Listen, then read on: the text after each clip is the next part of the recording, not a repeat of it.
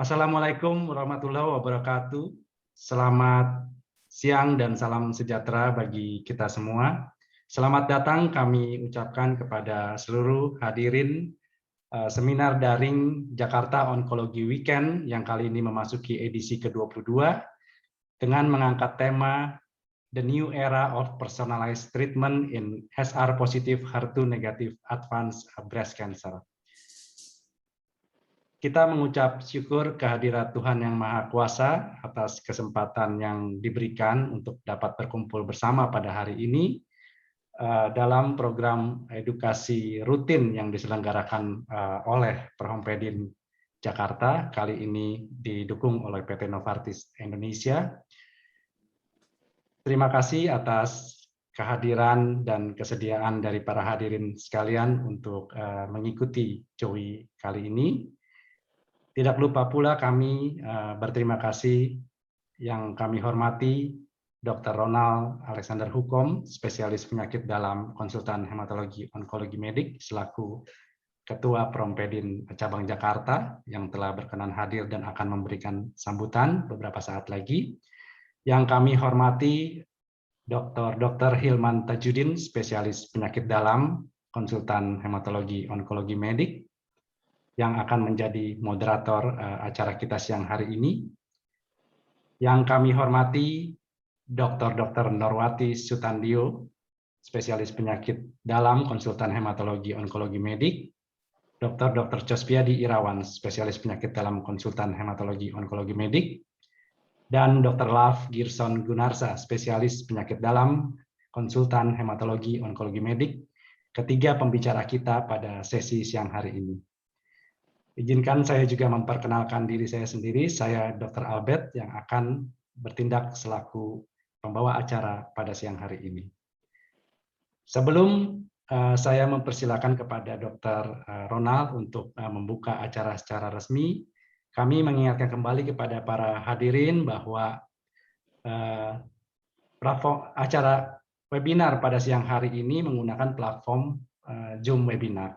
Ya, untuk itu pertanyaan kepada para narasumber mohon dapat diposting di kolom Q&A agar dapat terkompilasi dengan baik.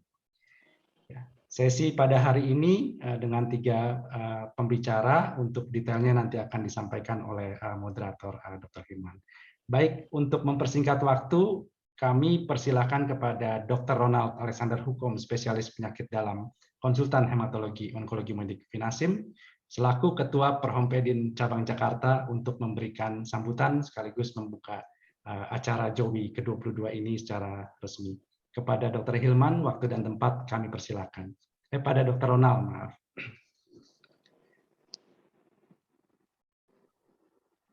Baik, terima kasih. Suara saya terdengar jelas ya.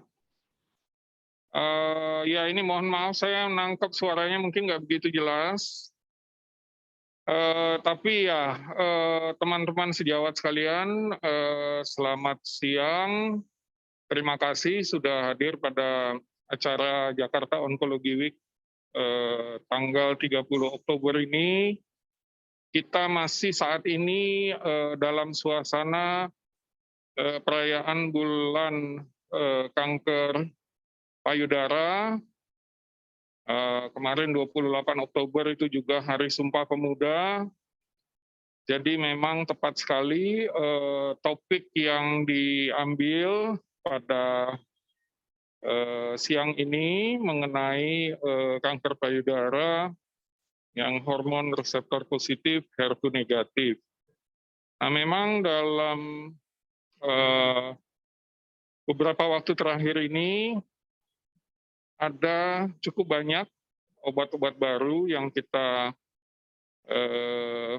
dengar terkait dengan kanker payudara yang hormon reseptor HER2 negatif ini. Dan mungkin nanti kita akan bersama mendengarkan uraian dari para pembicara terkait mungkin obat-obat baru yang juga sekarang sudah mulai diedarkan di Indonesia. Nah, mungkin sedikit catatan, minggu-minggu ini kita sudah mendengar ada surat keputusan Menteri Kesehatan yang baru mengenai formularium nasional. Ini terkait dengan obat-obat BPJS, di mana memang masih kita dengar bahwa beberapa obat inovatif yang sebetulnya diusulkan oleh perhimpunan maupun rumah sakit itu belum bisa diterima di dalam formularium nasional. Ya memang ini sedikit problem karena datanya mungkin sudah cukup baik, tetapi alasan biasanya itu terkait dengan pembiayaan. Di sisi lain kita juga mendapat laporan akhir-akhir ini termasuk HTA dari Kementerian Kesehatan kalau tidak salah pada tahun 2019 yang menyebutkan ada obat dalam BPJS yang memang mungkin perlu diawasi lebih ketat mengenai penggunaannya. Jadi intinya kita mengharapkan bahwa pasien-pasien kanker termasuk yang mengikuti jaminan kesehatan nasional itu bisa tetap mendapatkan obat-obat inovatif dan tidak perlu menunggu terlalu lama, termasuk obat-obat yang akan kita dengarkan pada siang ini.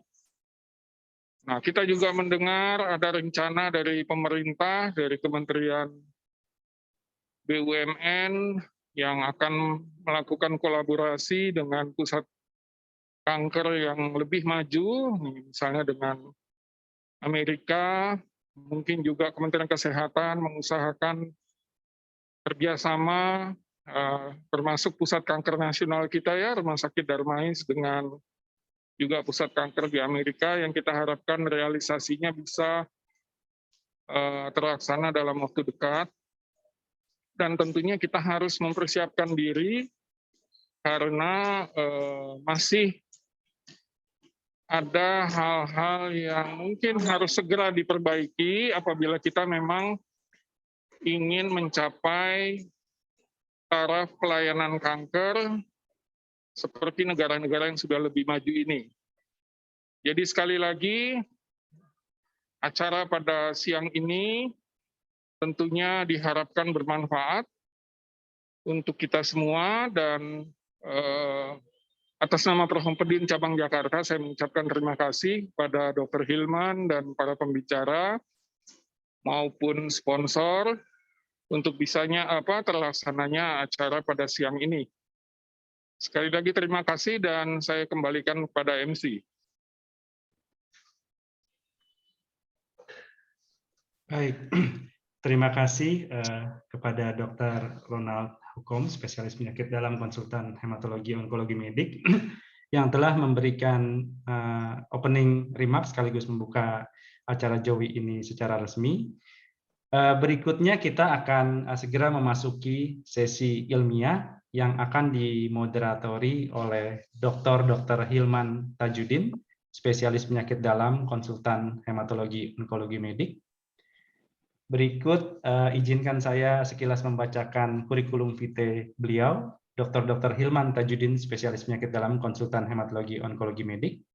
Dr. Hilman menyelesaikan seluruh pendidikan tinggi pada Fakultas Kedokteran Universitas Indonesia, dokter umum selesai tahun 1990, kemudian melanjutkan ke pendidikan spesialis penyakit dalam tahun 98, sebelum mengambil subspesialis hematologi onkologi medik masih di Fakultas Kedokteran Universitas Indonesia, dan pada akhirnya menyelesaikan program doktoral pada ilmu kedokteran di FKUI. Saat ini Dr. Hilman aktif sebagai staf divisi hematologi onkologi medik di Pusat Kanker Nasional Rumah Sakit Darmais Jakarta. Juga masih aktif sebagai pengajar pada Fakultas Kedokteran Universitas Indonesia.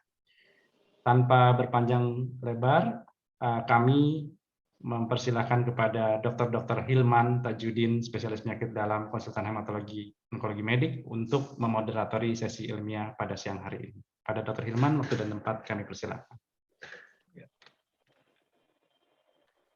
Ya, terima kasih Dr. Albert untuk kesempatannya dan introduksinya juga demikian pada Dr. Ronald Tukom SPPD KHUM yang telah membuka dengan resmi acara JOWI ke-22 hari ini. Assalamualaikum warahmatullahi wabarakatuh. Selamat siang, salam sejahtera untuk kita semua.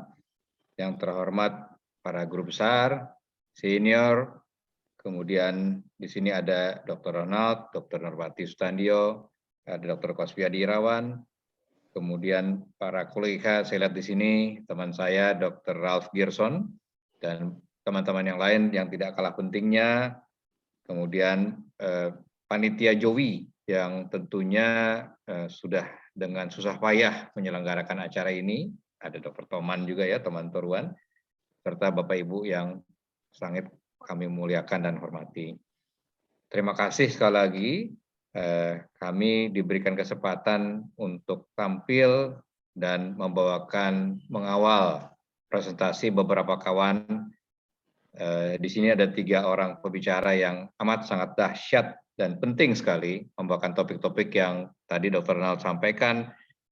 Obat-obat baru kita ini walaupun memang kelihatannya untuk saat ini mungkin masih sulit pelaksanaannya atau nanti implementasinya di lapangan, tapi tidak menutup kemungkinan ini akan suatu hari akan jadi kenyataan. Mudah-mudahan itu harapan besar saya.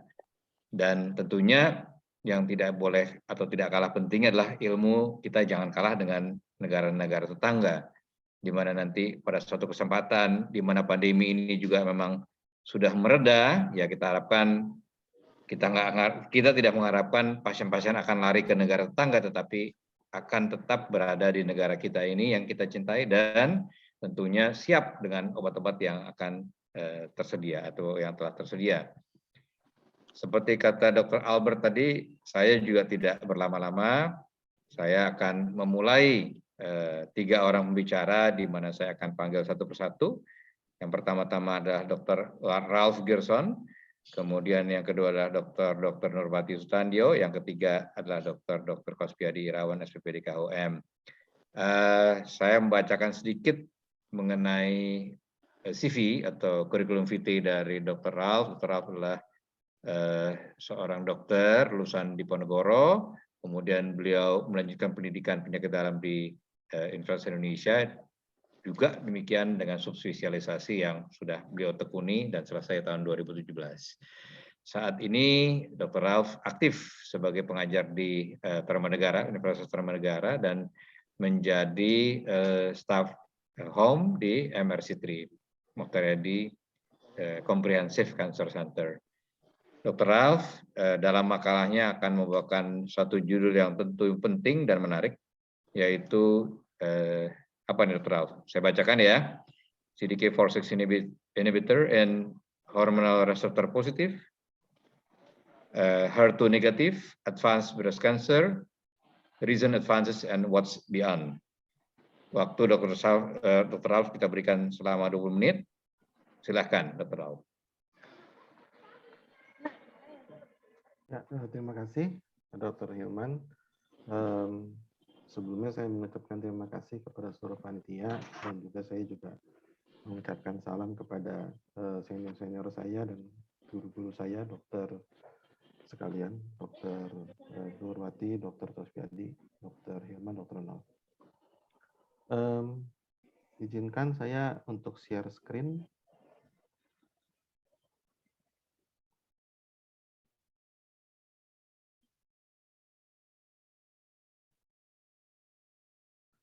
Maaf, apakah slide saya sudah terlihat? Terlihat. Jelas, Dr. Ya. Ya, judul ini dengan CDK4/6 inhibition in hormone receptor positive, HER2 negative, advanced breast cancer, recent advances and what's beyond.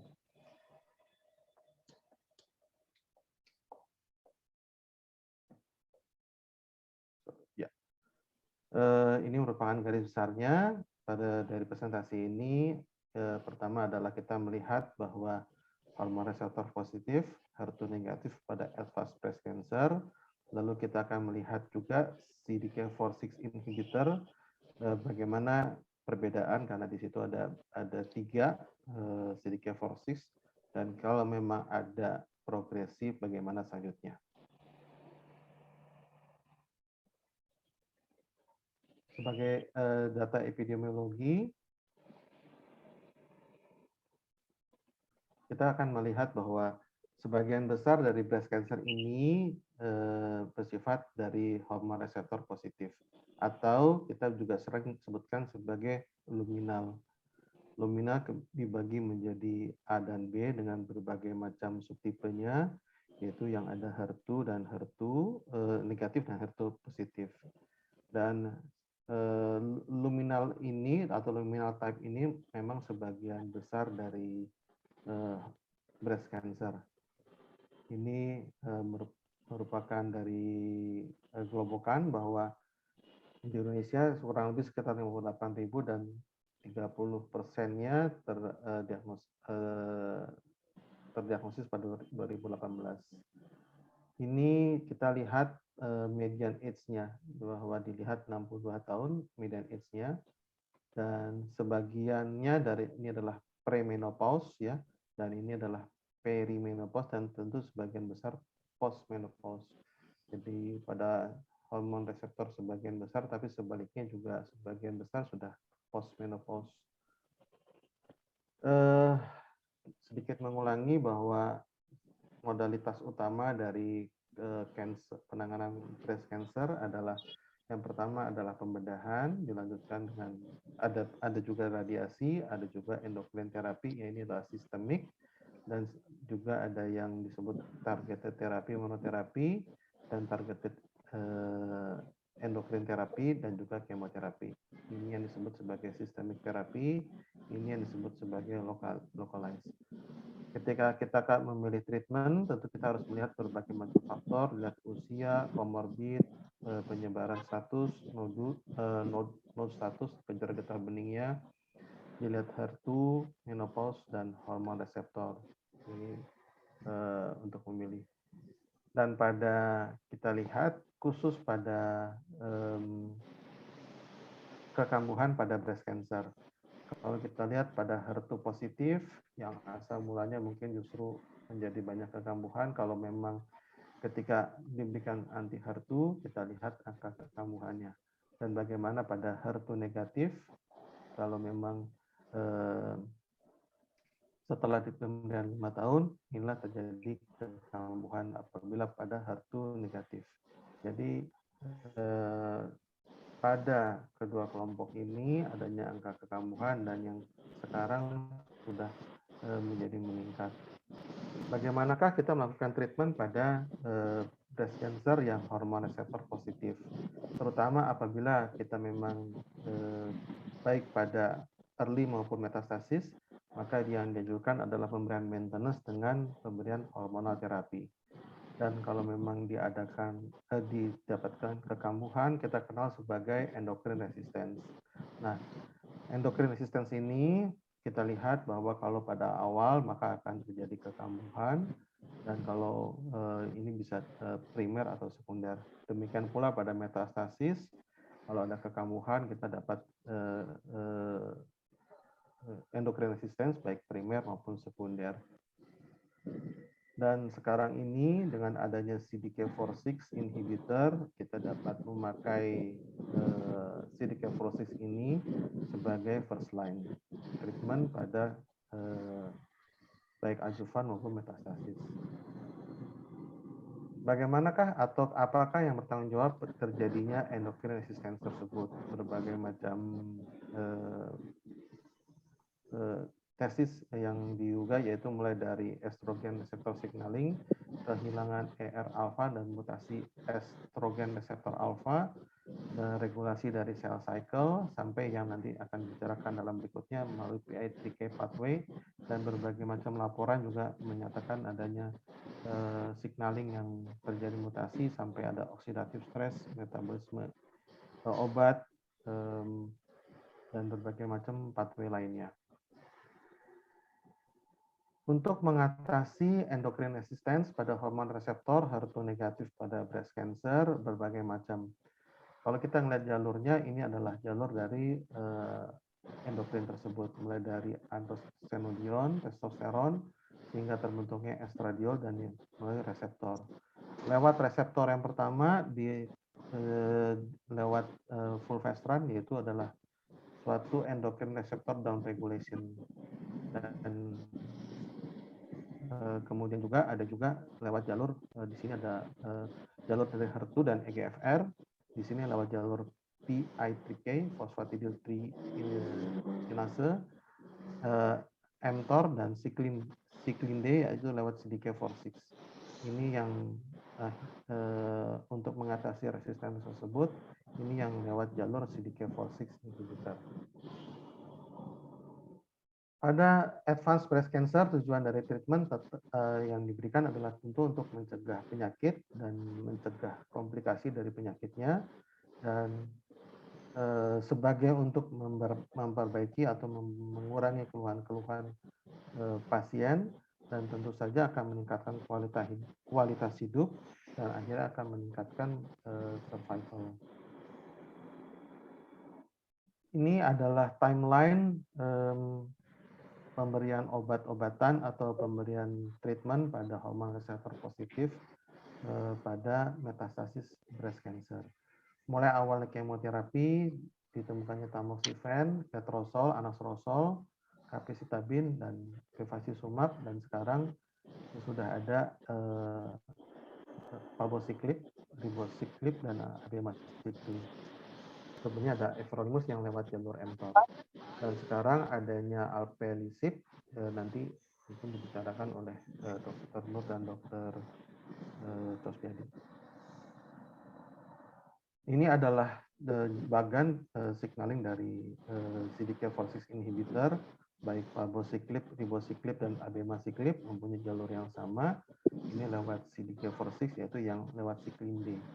Mereka akan bertemu atau mencegah dari menyebabkan ares di G1 ke S, dan apakah ketiga-tiganya walaupun sama tempat bekerjanya persis sama, ini kita akan lihat bahwa dari sisi struktur kimia ada sedikit perbedaan. Ini palbociclib, ribociclib, dan abemaciclib. Dan kalau kita lihat selektivitas dari CDK4/6 inhibitor, kalau dilihat dari 3 obat ini tersebut, baik dari ribociclib, palbociclib, dan abemaciclib, mereka mempunyai selektivitas masing-masing. Dan kebetulan kalau di sini ribociclib memang kelihatannya yang lebih spesifik pada reseptornya. Nanti di sini di slide berikutnya ada. Nah, antara ribociclib dan abemaciclib dan palbociclib, mereka mempunyai inhibisi rasio pada CDK4 dan CDK6 masing-masing berbeda. Pada palbociclib mempunyai 1:1 dengan CDK4 dan CDK6, dan sebaliknya pada ribociclib ini CDK4 dan CDK6 lebih banyak. CDK4 ini memang kelihatan lebih banyak berperan pada tumorigenesis pada breast cancer, khususnya pada breast cancer, dan khususnya yang sudah terjadi resisten endocrine resistance. CDK4/6 ini memang berperan penting pada breast cancer yang progresif. Jadi kalau pada breast cancer kita lihat melalui bagian dari retinoblastoma, dan dia berperan pada G1 menjadi S, dan di sini terjadi ares tersebut. Jadi CDK4 banyak berperan pada breast cancer sebagai tumor genesis, dan CDK4/6 ini berperan sebagai regulator pada cycle cell. Memang CDK6 lebih banyak berperan tidak dari sisi hematologinya. Kalau kita lihat, kita bandingkan dari ribociclib, abemaciclib, dan palbociclib. Ini dari sisi dosisnya yang diberikan dari ribociclib yang dianjurkan adalah 600 mg, abemaciclib 2 kali 200 mg, dan palbociclib 125 mg per hari. Ini kita lihat dari AUC-nya, dan kita lihat memang yang free drug exposure yang ini 22 kali dibandingkan dengan palbociclib. Jadi kesannya 22 kali lebih kuat. Dan kalau kita lihat dari metabolisme dan farmakokinetik, waktu paruhnya 29 jam dengan plus minus 5 jam.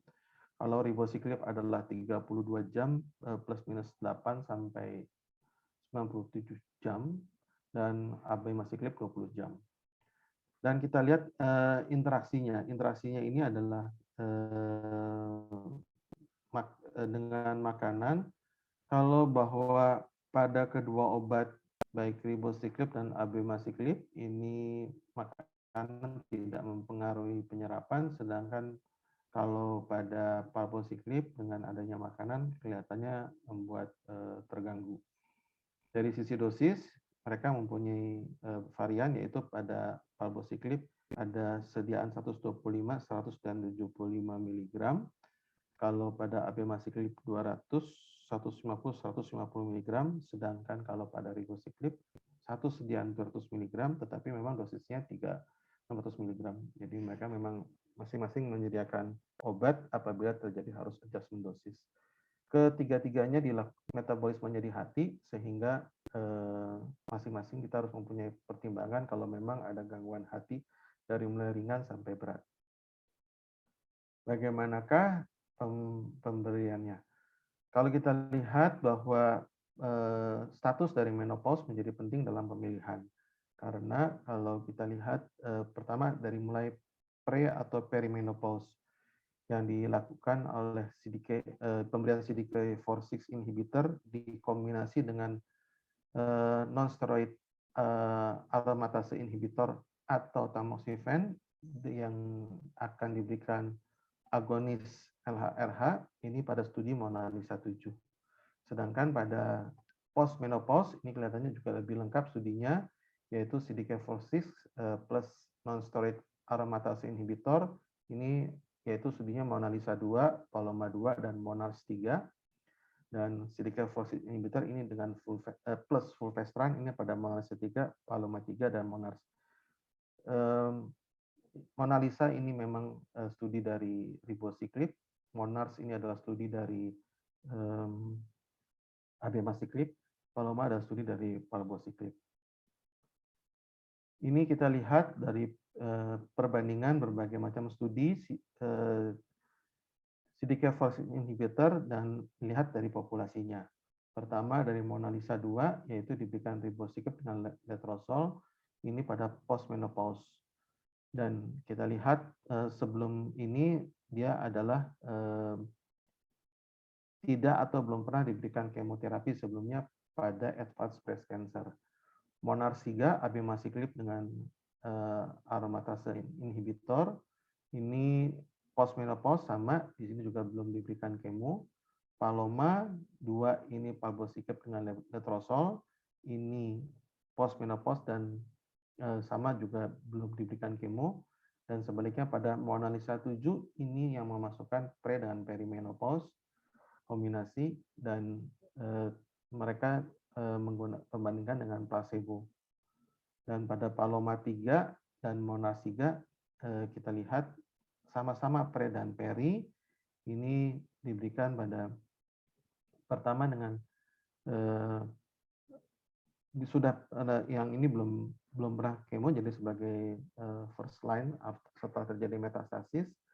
Dan kalau kita lihat berbagai macam metastasis, ini studi dari hati, paru, visceral metastasis, tulang, visceral, hati dan paru, dan lain-lain.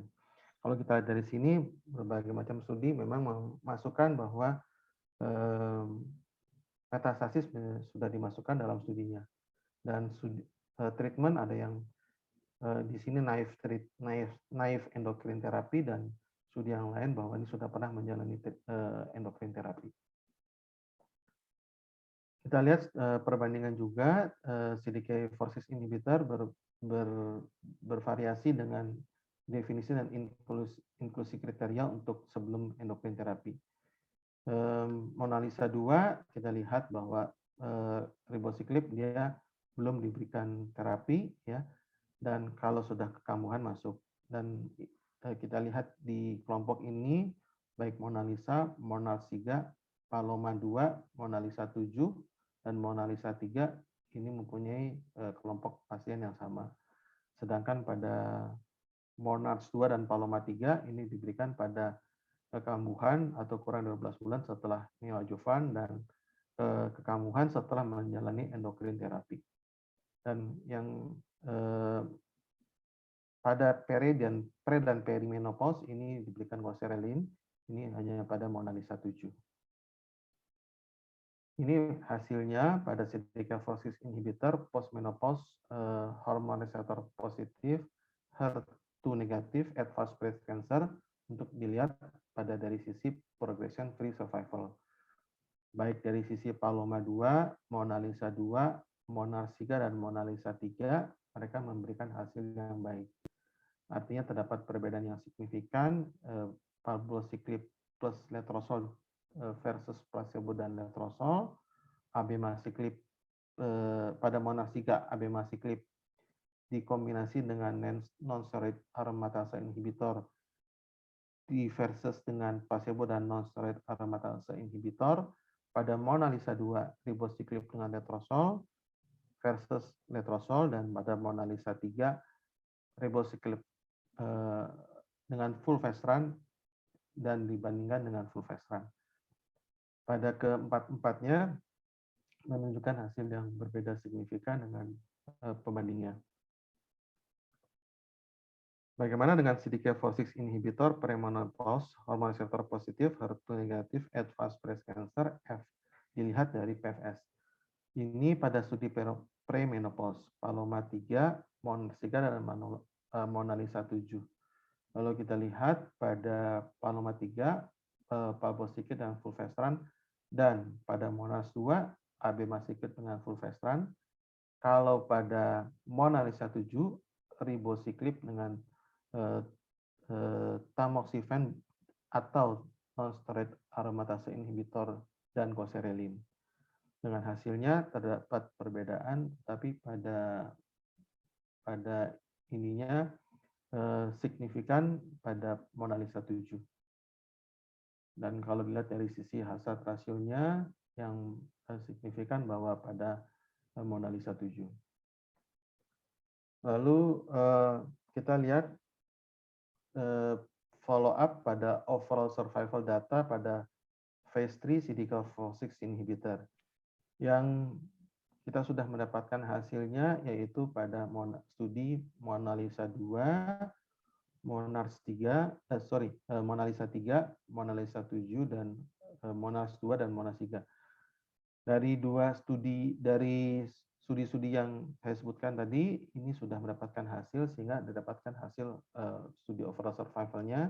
Sedangkan pada Monars 3 dan Paloma 2 ini masih datanya masih belum matur atau masih dalam ongoing study. Artinya masih ongoing. Mohon maaf, Dr. Walsh, ya. Waktunya 3 menit lagi. Baik, kalau gitu saya cepatkan. Jadi pada prinsipnya Mona Lisa pada overall survival menunjukkan berbagai macam hasil yang memang signifikan, khususnya Paloma 3 tidak menunjukkan hasil yang baik. Dan update Mona Lisa 7 dan 3 menunjukkan menunjukkan hasil yang baik pada kematian. Dan kalau kita lihat CDK4/6 inhibitor pada postmenopausal hormon reseptor positif HER2 negatif efek pada overall survival.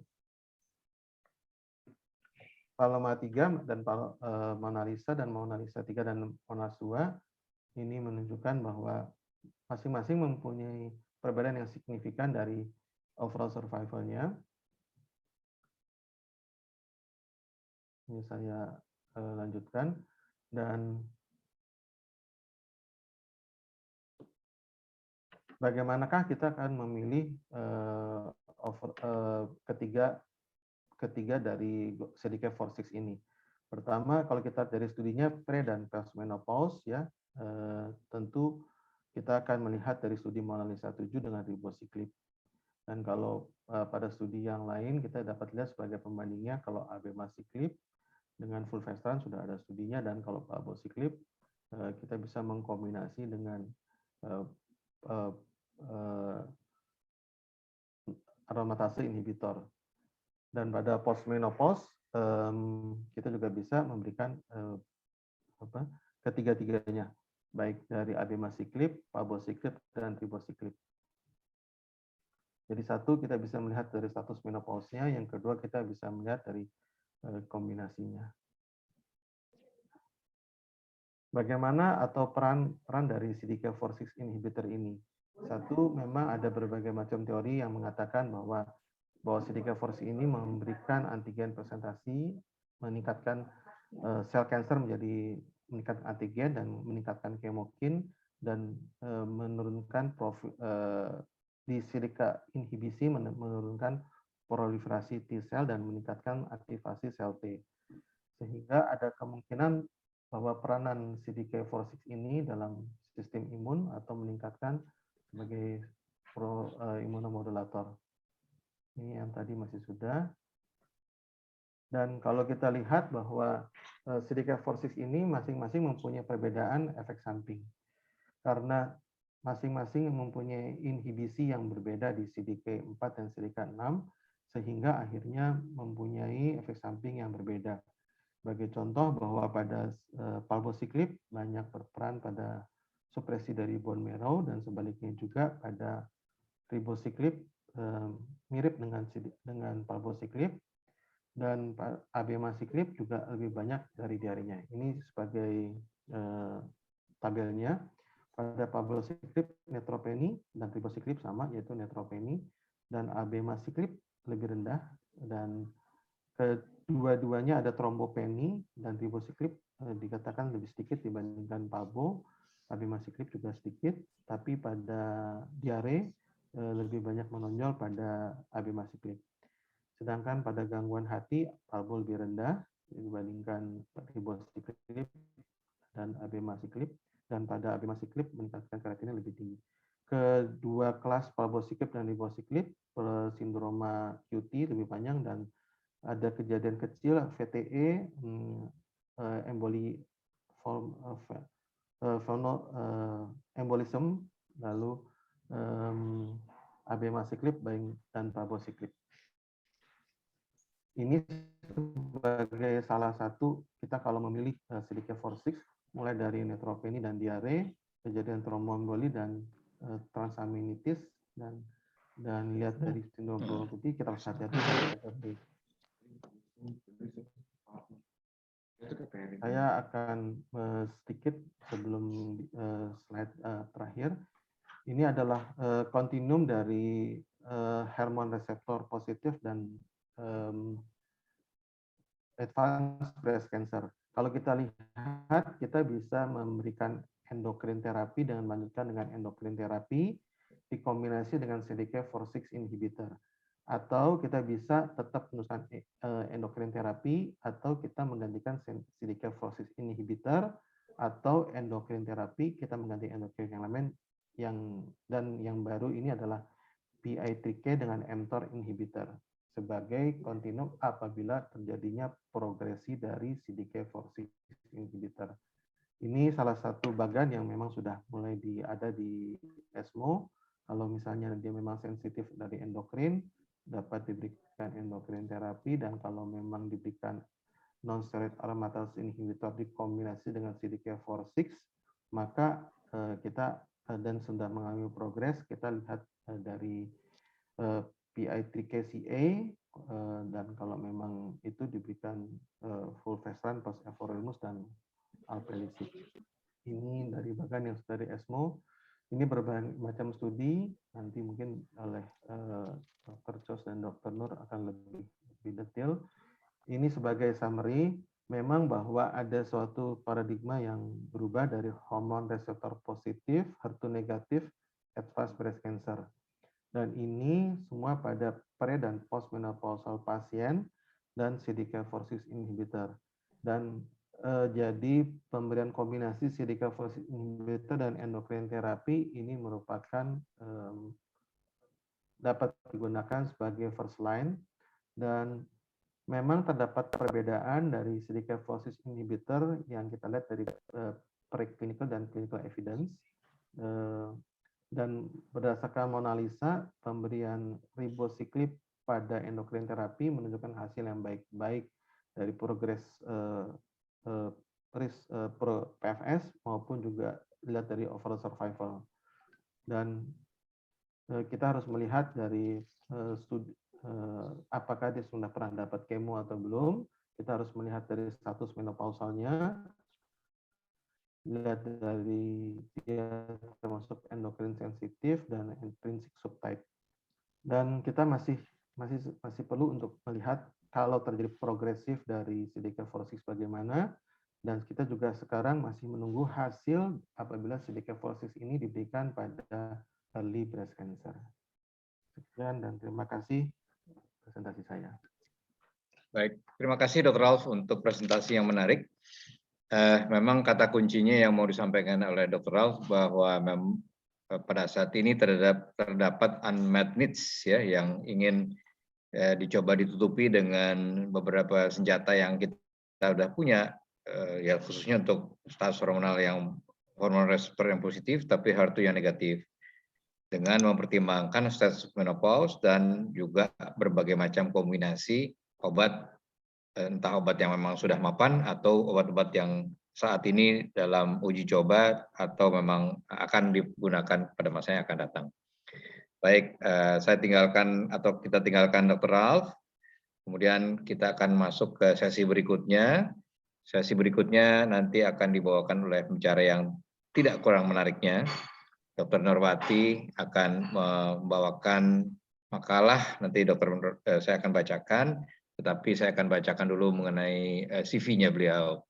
Beliau seorang dokter lulusan Universitas Airlangga, kemudian melanjutkan pendidikan penyakit dalam di Universitas Indonesia, demikian juga dengan subspesialisasi, dan terakhir beliau mendapatkan gelar doktor di Universitas Indonesia pada tahun 2006.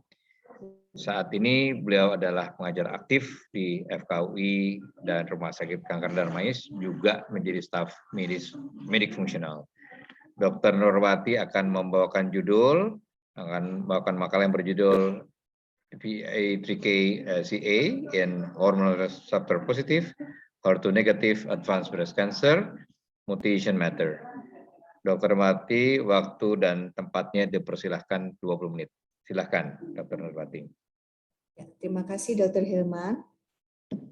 Sejawat sekalian, Assalamualaikum warahmatullahi wabarakatuh. Waalaikumsalam. Salam sejahtera untuk kita semua. Saya mengucapkan terima kasih pada panitia bahwa pada siang hari ini saya diminta untuk mempresentasikan satu judul yang menurut saya sulit. Tapi nggak apa-apa, mudah-mudahan nanti setelah saya presentasikan, teman-teman sekalian bisa mengerti betapa rumitnya perjalanan sebuah kanker payudara dengan hormon reseptor positif. Saya izin share screen.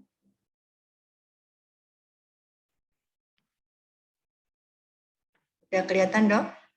Jelas, Dr. Nurwati. Oke, baik. Pada siang hari ini saya akan mempresentasikan mutasi gen PIK3CA pada pasien kanker payudara lanjut yang hormon reseptornya positif dan HER2-nya negatif. Sebagai background, mengapa kok kita bicara terus mengenai kanker payudara? Memang kita tidak bisa pungkiri bahwa kanker payudara adalah kanker yang paling banyak pada wanita seluruh dunia dan nomor 2 di Indonesia.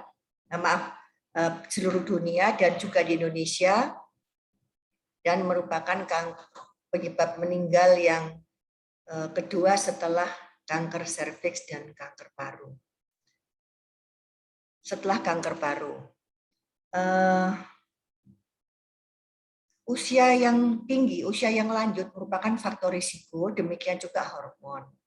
Tapi saat ini makin banyak pasien-pasien yang datang pada usia yang muda bahkan sangat muda, yaitu kurang dari 25 tahun. Beberapa pasien datang pada usia sangat muda.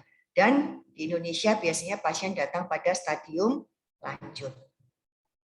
Sebagaimana biasa, setiap pasien kanker yang datang ini pada early, maka kita harus memeriksa 4 hal yang penting, biomarker yaitu ER, PR, HER2, dan Ki67. Ini menentukan pengobatan terhadap hormon terapi, ini menentukan pengobatan terhadap targeted terapi anti HER2, dan ini menunjukkan prognosis baik atau prognosis buruk. Dan kalau kita bisa singkat, maka ada 3 kelompok besar, yaitu kelompok di mana ER-PR-nya positif dan HER2-nya negatif, maka ini kelompok yang prognosisnya baik. Yang kedua adalah yang HER2-nya positif, ER-PR negatif, maka itu prognosisnya buruk. Yang lebih buruk lagi namanya triple negatif breast cancer, itu prognosisnya paling buruk. Jadi pasien-pasien yang mendapat diagnosa yang pertama ketawa, alhamdulillah, dokternya juga alhamdulillah. Namun ternyata tidak demikian. Ada beberapa yang ER-PR positif, HER2 negatif itu mempunyai mutasi yang lain yang menyebabkan prognosisnya menjadi buruk. Itu bisa kita lihat dari bagaimana perjalanan pengobatan kanker payudara hormon reseptor positif. Itu bisa dilihat pada kanker payudara yang hormon reseptor positif. Mulai tahun 1970 selalu yang diberikan adalah antihormonal. Diberikan lagi antihormonal jenis yang lain. Kemudian diketahui aromatase inhibitor, diberikan lagi antihormonal lagi. Namun pada tahun 2012 mulai dipikirkan beberapa kambuh sehingga diberikan pengobatan yang beda dari antihormonal. Bahkan tahun 2015 sampai 2017 ditemukan CDK4/6 inhibitor. Jadi ini sebuah targeted therapy. Dan kok masih kambuh terus, maka ada personalized targeted therapy. Yaitu ternyata ada mutasi dari gen lain namanya gen PIK3CA yang ini nanti akan meningkatkan pathway PI3K menjadi agresif. Apa PI3K itu? PI3K adalah PI3K yang normal pada sel normal, itu dia kerjanya sebagai anggota sel yang baik. Dia mendapat tugas untuk menerima sinyal dari reseptor, kemudian dia menyalurkan ke inti sel sehingga terjadilah sel survival, atau kalau sudah tidak baik terjadi apoptosis, atau kalau terjadi DNA damage di DNA repair, transformasi, dan seterusnya. Jadi dia adalah anggota keluarga sel yang baik apabila dia pada normal sel. Tetapi pada sel kanker, terutama sel kanker yang sudah lanjut, maka PI3K ini tidak lagi baik. Yang dulunya dia anggota keluarga yang baik, dia bisa menyalurkan seluruh instruksi-instruksi yang baik, ternyata instruksinya menjadi aggressiveness, metastasis, cell growing yang rapid, kemudian cell survival yang low, jadi tidak mati-mati, kemudian progresif migrasi ke tempat lain, metastasis, dan seterusnya. Jadi yang mula-mula dia baik, kemudian dia menjadi tidak baik. Dan kita lihat di sini bahwa P3K mempunyai catalytic unit yang penting yaitu P110. Di mana di P110 ini dia nanti mendapat instruksi dari gen yang namanya gen PIK3CA untuk hiperaktif. Bertemunya di P110A tadi.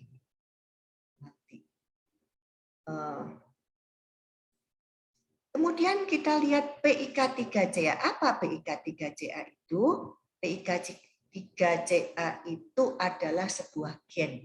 Gen ini pada dasarnya dia baik. Sama seperti pathway PI3K. Dia ini selalu mengurus untuk cell cycle, mengurus untuk metabolisme, cell survival, semua oke-oke saja. dia bisa melalui RAS-RAF, dia bisa melalui PI3K. Dan ini adalah bentuk dari gen itu. Dan ini adalah panjang dari gen tersebut.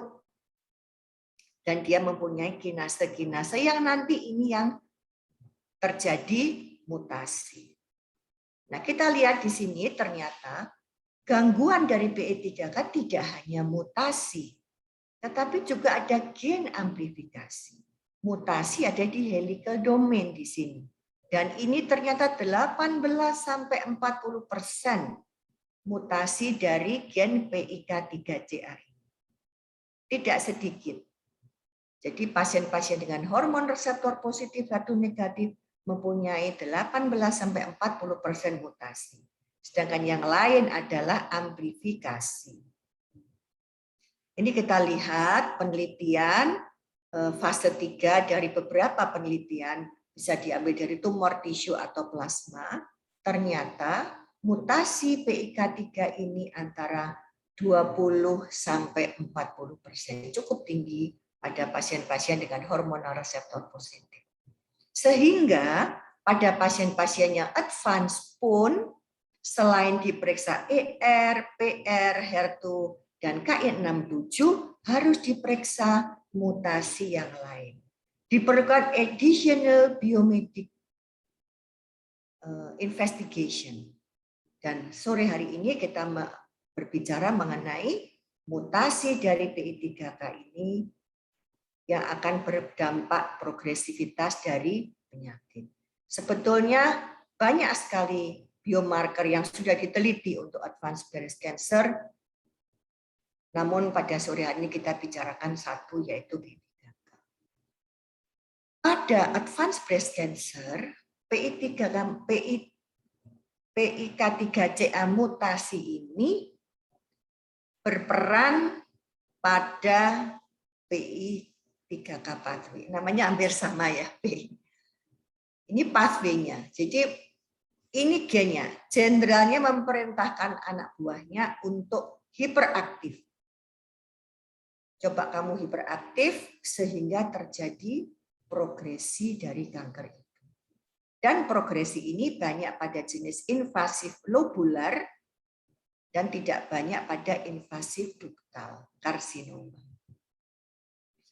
Kita lihat ternyata mutasi dari PIK3 kanker ini, PIK3CA ini tidak hanya pada breast cancer, tetapi juga pada kanker-kanker yang lain. Kita lihat pada non-small cell lung cancer, pada glioblastoma multiforme, pada head and neck squamous cell cancer, ovarian cancer, semua ada mutasi dari PIK3CA ini. Bahkan pada triple negatif juga ada mutasi pada PIK3 ini. Pada breast cancer yang HER2 positif juga ada mutasi, tidak hanya pada yang HER2 positif. Tapi pada sore hari ini kita bicarakan hubungannya dengan yang HER2 positif. Yang hormon reseptor positif. Jadi kita tahu bahwa karena gen PIK3CA yang bermutasi ini membuat pathway PI3K hiperaktif yang berarti progresif, maka bisa kita simpulkan bahwa dia mempunyai negatif prognosis. Artinya dia mempunyai prognosis buruk pada pasien-pasien advanced breast cancer. Kita lihat pada penelitian ini, kita fokus pada obat anti PI3K, yaitu alpelisib. Apabila dia dipakaikan pada PI3K yang wild type, maka antara yang diberikan obat dan tidak diberikan obat tidak ada beda. Tetapi apabila diberikan pada yang PIK3CA mutasi, maka banyak perbedaan antara yang diberikan obat dan tidak diberikan obat. Dan dengan beda waktu 3,6 bulan. Sebuah penelitian oleh Lee di Korea juga menunjukkan bahwa dia melihat aktivitas atau hiperaktivitas atau low activity dari PI3K pathway ini. Dan dia menemukan bahwa apabila PI3K ini low, maka recurrence free survival atau angka kambuhan itu akan sangat lama terjadinya. Sedangkan apabila dia dengan high proliferasi, maka dia akan cepat. Ini terjadi pada pasien-pasien kanker payudara yang mendapat endokrin terapi. Dia heran mengapa sudah diberikan endokrin terapi, kok ternyata masih kambuh. Nah, Lee memulai penelitiannya dari PI3-nya dahulu dan dia menemukan bahwa apabila cepat kambuh justru PI3K-nya ini justru tinggi. Dan kita bisa lihat di sini, ternyata ini penelitian secara preklinik diteliti oleh O'Brien di Perancis, melihat bahwa pasien-pasiennya Dr. Ralph tadi, di mana dia ada CDK46 resistance, itu ternyata juga ada hiperaktif dari PI3K signaling tadi. Pathway dari PI3K itu terjadi hiperaktif. Makanya dia tidak sensitif dengan CDK46 inhibitor.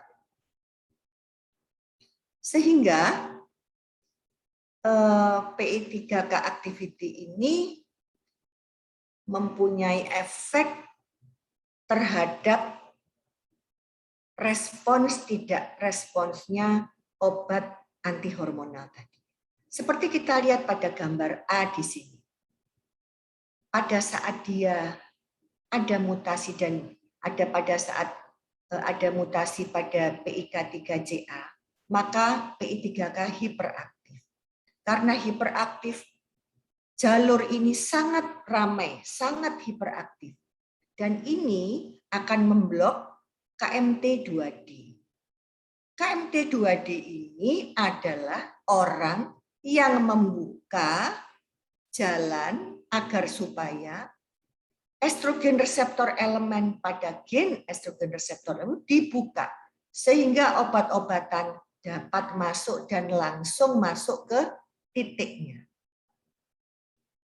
Dengan adanya hiperaktivitas ini, maka KMT2D ini tidak dapat bekerja lagi. Dan karena dia tidak bekerja lagi, maka dia tertutup. Karena dia tertutup, obat apapun yang diberikan untuk antiestrogen tidak dapat mencapai titiknya. Apakah itu obat tamoxifen atau aromatase inhibitor, dia tidak bisa masuk ke sini. Juga termasuk CDK46, tidak bisa masuk ke dalam area estrogen reseptor ini. Oleh karena itu, apabila dia nanti diberikan blok terhadap PI3 kinase ini, diberikan blok, maka pathway yang seperti ini tidak akan terjadi. Tidak terjadi lagi, akibatnya maka KMT2D tidak lagi bekerja. Karena KMT2D tidak lagi dibelenggu atau ditutup tangannya atau ditutup pintunya. Dia mulai membuka pintu dan dia mulai membuka pintu di mana tempat estrogen reseptor ini bekerja di estrogen reseptor elemen. Dengan begini, maka obat-obat antiestrogen yang diberikan dapat masuk ke estrogen reseptor elemen. Baik itu obat berupa fulvestrant atau obat aromatase inhibitor atau tamoxifen, semua akan bisa mencapai estrogen reseptor ini sehingga tidak lagi terjadi progresivitas seperti yang kemarin, yang sudah-sudah. Seperti yang di sini. Dengan begitu, maka terjadi crosstalk compensatory action antara estrogen reseptor dan PI3K pathway. Antara estrogen reseptor dan PI3K pathway. Begitu dia ditutup, maka di sini dia dibuka. Jadi, apa yang penting?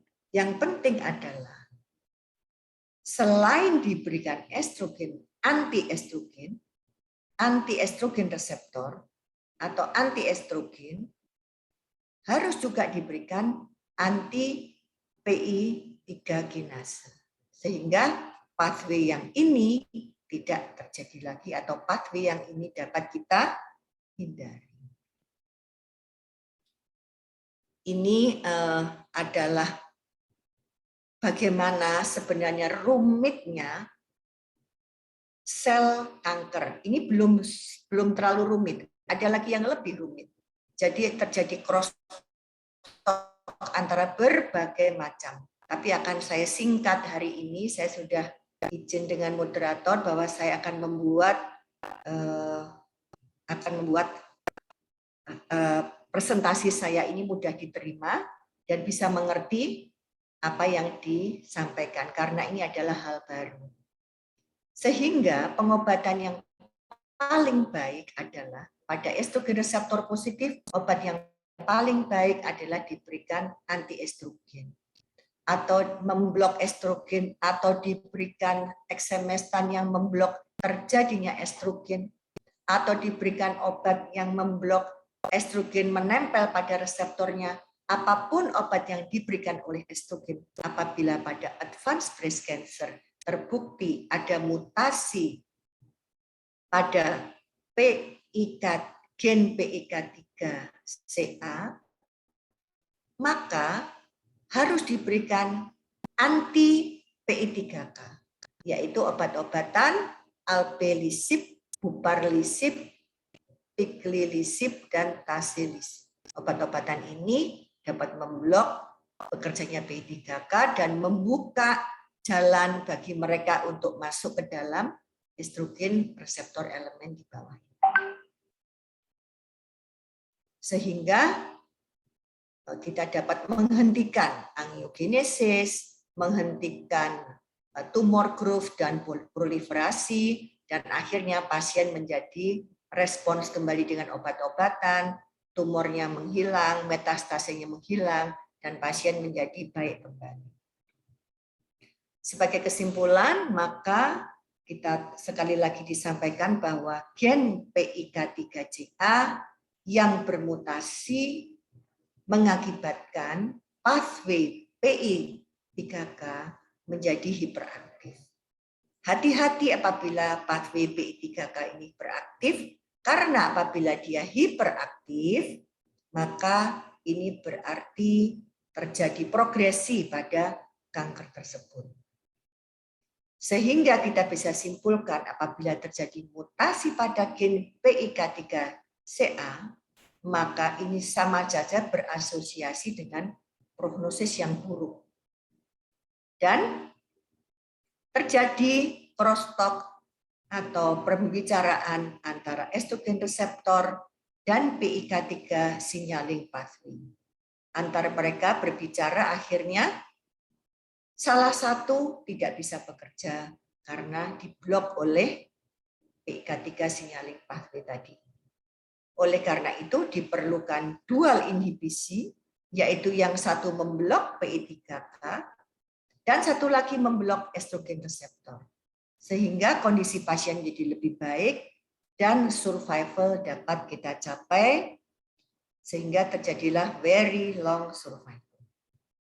Baik, dari saya sekian dulu, Dr. Hilman, mungkin nggak sampai 20 menit. Terima kasih sahabat sekalian atas perhatiannya dan saya ucapkan terima kasih. Wassalamualaikum warahmatullahi wabarakatuh.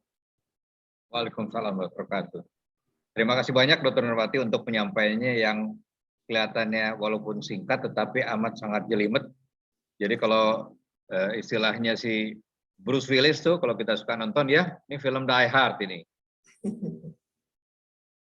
sulit, super rumit kalau menurut Dr. Nurwati, dan sulit untuk dikendalikan kelihatannya. Walaupun tadi Dr. Nurwati di awal bilang pasien kadang-kadang bisa sempat tersenyum dengan melihat HR yang positif, tetapi di belakangan hari ada hal lain yang tetap harus digali dan harus dituntaskan begitu mungkin ya. Itu yang Dr. Nurwati mau sampaikan pada kita semua. Terima kasih banyak sekali lagi untuk penyampaiannya Dr. Nurwati. Dr. Nurwati, dengan segala hormat saya mohon saya akan tinggalkan sejenak, nanti kita akan ketemu lagi. Saya akan undang pembicara ketiga yang tidak kalah dahsyatnya. Di sini Dr. Kospiadi Irawan sudah tidak sabar. Dr. Kospiadi Irawan, SPPD KHOM Finasim, CV-nya adalah beliau dokter pendidikan umum di Universitas Indonesia, kemudian menjalankan sejumlah pendidikan spesialis, kemudian subspesialisasi dan akhirnya menjadi doktor di tempat yang sama. Saat ini beliau adalah pengajar aktif di FKUI atau staf di HOM RSCM FKUI, dan kemudian menjabat sebagai kepala divisi HOM atau HOM FKUI RSCM dengan berbagai macam jabatan yang lain yang tentunya tidak kalah pentingnya. Untuk sore ini, Dr. Kospiadi akan membacakan makalah yang berjudul PI3K, Inhibition in Hormonal Receptor Positive, HER2 Negative, and Advanced Breast Cancer, Clinical Evidences. Dr. Kospiadi Irawan, dipersilakan waktunya 20 menit. Silakan Dr. Kospiadi.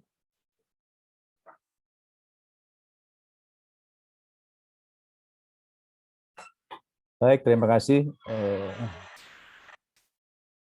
Terima kasih Dr. Hilman.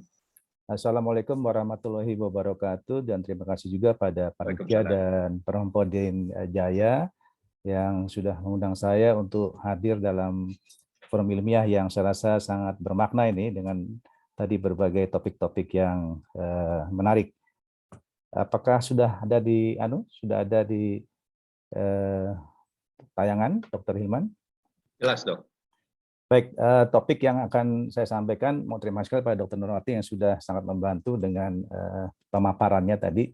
Hal-hal yang rumit menjadi insya Allah akan lebih simpel. Dan sekarang kita coba membawa konsep tadi pada P13K inhibisi. Jadi pathway yang akan coba dihambat pada hormon reseptor positif dan HER2 negatif pada MBC atau metastatic breast cancer. Bagaimana bukti-bukti klinisnya? Ini adalah outline yang akan saya sampaikan terkait dengan P13 pathway tadi. Sekali lagi kita akan coba highlight dan perkembangannya P13 alpha receptor inhibitor dan berbagai bukti klinis dan tentu pemeriksaannya ya terkait dengan testing tadi. Sejawat sekalian, jadi kalau kita berbicara mengenai kasus-kasus yang berhubungan dengan P1 TIK3 ya, TIK3 CA conjugate mutation itu prinsipnya adalah membawa suatu peningkatan onkogenesis dan resistansi terhadap terapi. Terapi apa? Terapi hormonal, kemoterapi, dan lain sebagainya yang disebut oleh Dr. Nurwati, dan akhirnya pasien akan mengalami suatu kekambuhan setelah dihambat dengan berbagai terapi baik endokrin maupun aromatase inhibitor. Dan ini cukup sering ternyata ya, dari sampingan adalah kurang lebih 20-40%. Dan akibat daripada genetic aberration tadi, itu P13K pathway ya, yang di bawahnya ada berbagai downstream sinyal akan hiperaktif atau menjadi, karena diperintahkan oleh jenderalnya, maka para-para menjadi luar biasa aktif, dan kalau nggak terkontrol akan berkontribusi terhadap resistensi tadi, endokrin resisten dan bahkan kemoterapi. Dia tidak hanya hal-hal yang terkait dengan endokrin, tapi karena dia proliferasinya juga berlebihan, itu akan juga menghambat efikasi daripada kemoterapi. Ini adalah salah satu contoh tadi ya, terjadilah misalkan suatu P13K atau PIK3 CA mutation tadi, itu akan terjadi gangguan interaksi antara protein di 110 ya, subunit ini dengan regulator unit. Nah, ini akan hiperaktif dan akhirnya ke bawahnya adalah cell migration, cell proliferation, survival, angiogenesis, drug resistant akan mengambil jalurnya masing-masing sejauh dengan aktivasi yang bersifat otonom tadi dari mutasinya.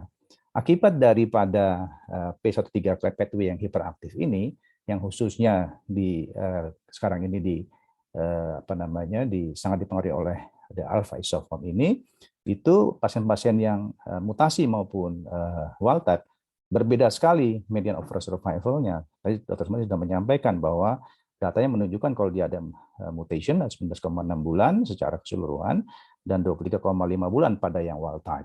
Dan ini artinya apa? Angka kemarin 44% lebih tinggi pada kelompok-kelompok yang mengalami mutasi. Ini adalah suatu hal yang sangat amat ternyata memprihatinkan buat pasien-pasien breast cancer yang sudah menjalani berbagai pengobatan, operasi, radiasi, dan kemoterapi, dan juga terapi endokrin.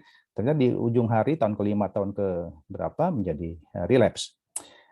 Ini adalah perkembangan dari berbagai P13K inhibitor ya, khususnya dikaitkan dengan isoformnya. Ada yang namanya apitolisib tadi disampaikan oleh Dr. Mati dan sebagainya. Ini adalah buparlisib sudah discontinue karena terkait dengan toxicity dan juga toleransi. Tasilisib dan terakhir adalah alpelisib, satu isoform daripada alfa ya, alfa yang mempunyai ada 4 isoform di sana, alfa, beta, gamma dan delta. Dan ini tentu saja menjadi suatu hal yang menarik karena kita mengetahui pada kelompok-kelompok pasien tadinya hormonal reseptor sensitif yang mengalami kekambuhan diperkirakan ada kurang lebih dipengaruhi oleh hiperaktivasi sampai 40%. Sehingga pemeriksaan adanya marker-marker tersebut menjadi sangat penting sebelum kita memberikan obat-obat yang terkait dengan P13 inhibitor ini. Nah, ini adalah sedikit menambahkan bahwa prinsipnya kita mengenal ada beberapa kelas dari P13K tadi ya, ada kelas 1, ada kelas 2 dan kelas 3 yang masing-masing berbeda-beda terjadinya mutasi ini. Nah, kita akan fokus di kelas 1 ini P110 dengan suatu catalytic subunitnya dengan regulatory subunit P85 tadi ya, yang prinsipnya akan memberikan efek-efek yang tadi disampaikan, suatu proliferasi yang meningkat, angiogenesis yang meningkat, apoptosis yang terhambat, dan akibatnya adalah tumor-tumor yang akan sangat amat meningkat bila ini hiperaktif. Dengan adanya obat-obat inhibitor ini diharapkan justru tadi disampaikan yang tadinya sudah diblok karena KMT2D tadi menghambat berbagai obat tadi, kemudian dilakukan resensitisasi, maka obat-obat yang disifat sebagai dual inhibisi, kita inhibisi P13 yang hiperaktif, kita inhibisi estrogen yang akan mengenai estrogen respon elemen, itu akan menimbulkan hasil yang terbaik pada pasien-pasien kita. Teman-teman dan sahabat sekalian, sebenarnya sedikit saja kita bahwa sini adalah kita fokus di L447 dan DLSI. Jadi DLSI ini yang akan mengakibatkan suatu gangguan interaksi dari 110 dan P85 sehingga ini ada 6 ya interaksi poin antara yang normalnya demikian itu akan mengakibatkan gangguan daripada kontrol pathway di bawahnya. Ada 9 asam amino yang terhilang dari 6 interaksi yang terganggu ini. Prinsipnya adalah dari gangguan-gangguan tersebut dia ATP menjadi ADP dan rilis dari berbagai sinyal tadi sangat amat tidak terkontrol. Oleh karena itu berbagai obat yang kita kembangkan terkait dengan P13K inhibitor ataupun P13CA mutation itu prinsipnya adalah ada yang 13 alfa, ada yang beta, delta dan gamma di sini. Kita lihat di sini bahwa alpelisib ini mempunyai inhibitor konsentrasi 50 dengan 4,6 dan 0,4 plus minus. Kalau yang beta 1156. Jadi mungkin sekitar 200 berapa kali 50 kali. Kalau ini 50 kali. Jadi memang dikatakan bahwa selectivity daripada alpha isoform ini khususnya pada 110 alpha itu 50 kali lebih poten dibandingkan dengan yang lain, isoform yang lain. Sehingga dikembangkanlah alpelisib ini sebagai efikasi yang terbaik mengimprove hasil respon pengobatan pada sel-sel tumor tersebut dan juga side effect-nya bisa tolerable. Dan ini adalah satu contoh lagi mengenalkan tadi data yang disampaikan Dr. Nurwati bahwa kalau kita berbicara mengenai sel line ya ternyata bahwa P13 mutant itu 64,7% itu memiliki efek yang efikasius dibandingkan hanya 22,7% yang wild type. Bahkan secara clinical trial itu tidak berespon. Dan ini tentu saja sangat amat penting kita memiliki marker yang positif pada kelompok-kelompok yang kita perkirakan akan diberikan obat-obat P13 inhibitor ini. Nah, ini adalah suatu trial fase 1 ya untuk melihat daripada efikasi, kemudian efek samping dan juga tolerabilitas dosis dan sebagainya.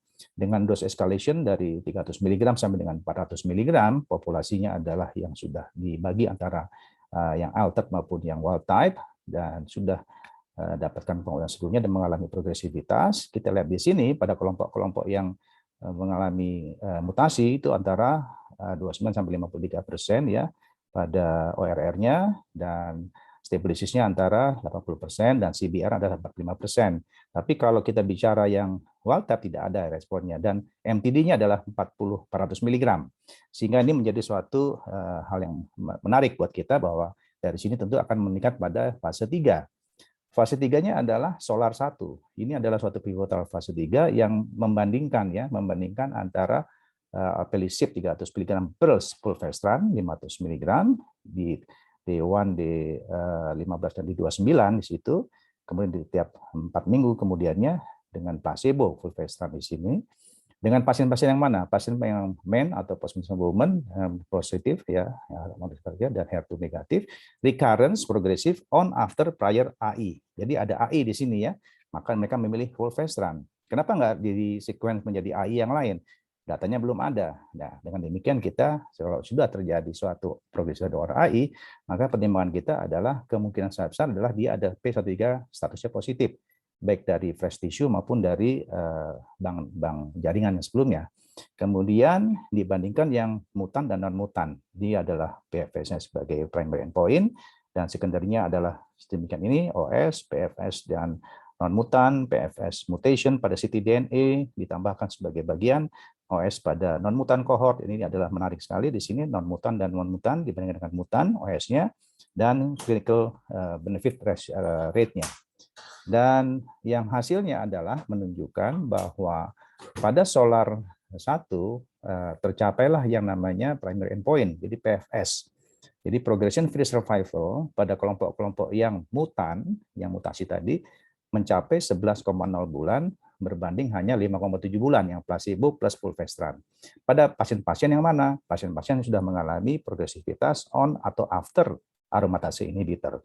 Jadi ini adalah kriteria pasiennya yang bisa mendapatkan garis yang terus-menerus terpisah antara kedua line tersebut dengan P sampai dengan 0,0065, jadi sangat bermakna. Lalu kita masuk lagi ke subgrupnya. Subgrupnya kalau misalkan kita bicara yang lung liver metastase, ternyata juga sama ya, baik yang lung maupun non-lung itu dan liver memberikan manfaat yang bagus ya. All patient secara keseluruhan juga bagus. Kita masuk ke dalam bone juga memberikan hasil yang baik. 0,662 ya dan 0,66. Jadi artinya responnya kurang lebih 38 sampai 34% ya. Kemudian prior kemoterapi juga baik. Yang neoadjuvan kambuh memberikan hasil yang sangat baik. 53% ya, berapa 63% bahkan di situ ya, dan seterusnya, bahkan pada kelompok-kelompok yang exon 9 dan 20 itu juga memberikan hasil yang baik, sehingga secara keseluruhan kalau kita membagi berdasarkan karakteristik ini, maka obat ini dikambungkan dengan fulvestrant memberikan hasil yang baik sekali. Kalau kita melihat secara measurable disease dan juga secara keseluruhan, ternyata kita harusnya memang mendapatkan data, bisa mendapatkan hasil-hasil bone osteolitik yang lebih dari 1, misalkan kita ukur, hasilnya adalah 3,7% dibanding kalau kita all patient unmeasurable disease 20,6% ya. Dan ini adalah suatu data yang memberikan pada kita mengguiding pasien-pasien mana yang memberikan benefit yang paling baik dengan kombinasi ini.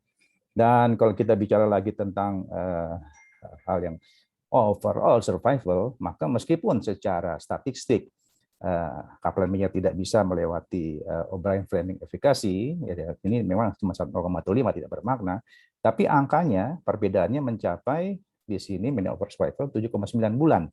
Artinya secara klinis maupun secara numerik memberikan manfaat. Bahkan dengan hasil yang seperti itu, kita bisa mendelay 8,5 bulan waktu kita untuk memberikan kemoterapi garis berikutnya pada pasien-pasien tersebut.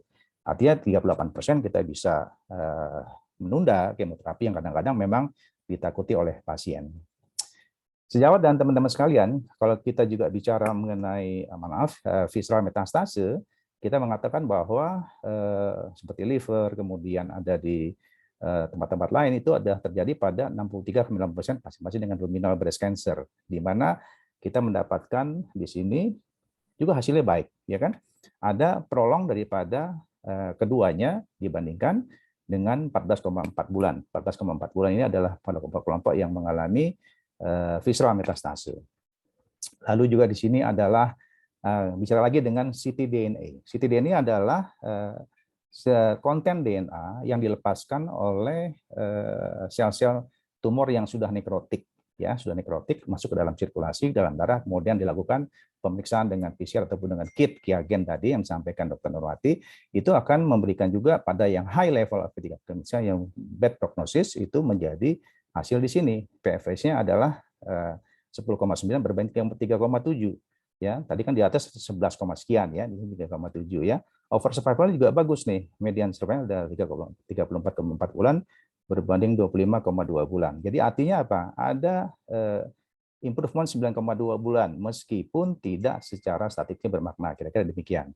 Dan ini adalah 7,2 bulan meningkat improvementnya pada berdasarkan ctDNA. Kalau ctDNA negatif bagaimana? Ya kita harus masuk ke tisu, dan kita periksa ulang. Ya, kadang-kadang terjadi namanya false negatif karena pelepasan daripada DNA tersebut dipengaruhi oleh releasing daripada konten DNA ke dalam sirkulasi oleh sel-sel yang nekrotik tadi. Dan kalau kita bandingkan lagi dengan pengalaman di lapangan, maka visceralis maupun yang cukup banyak pada yang kelompok yang ini, kemudian ada yang ada mutation dan other mutation 18% di sini ya, kemudian juga dengan 4 line cukup tinggi dibandingkan yang fulvestrant.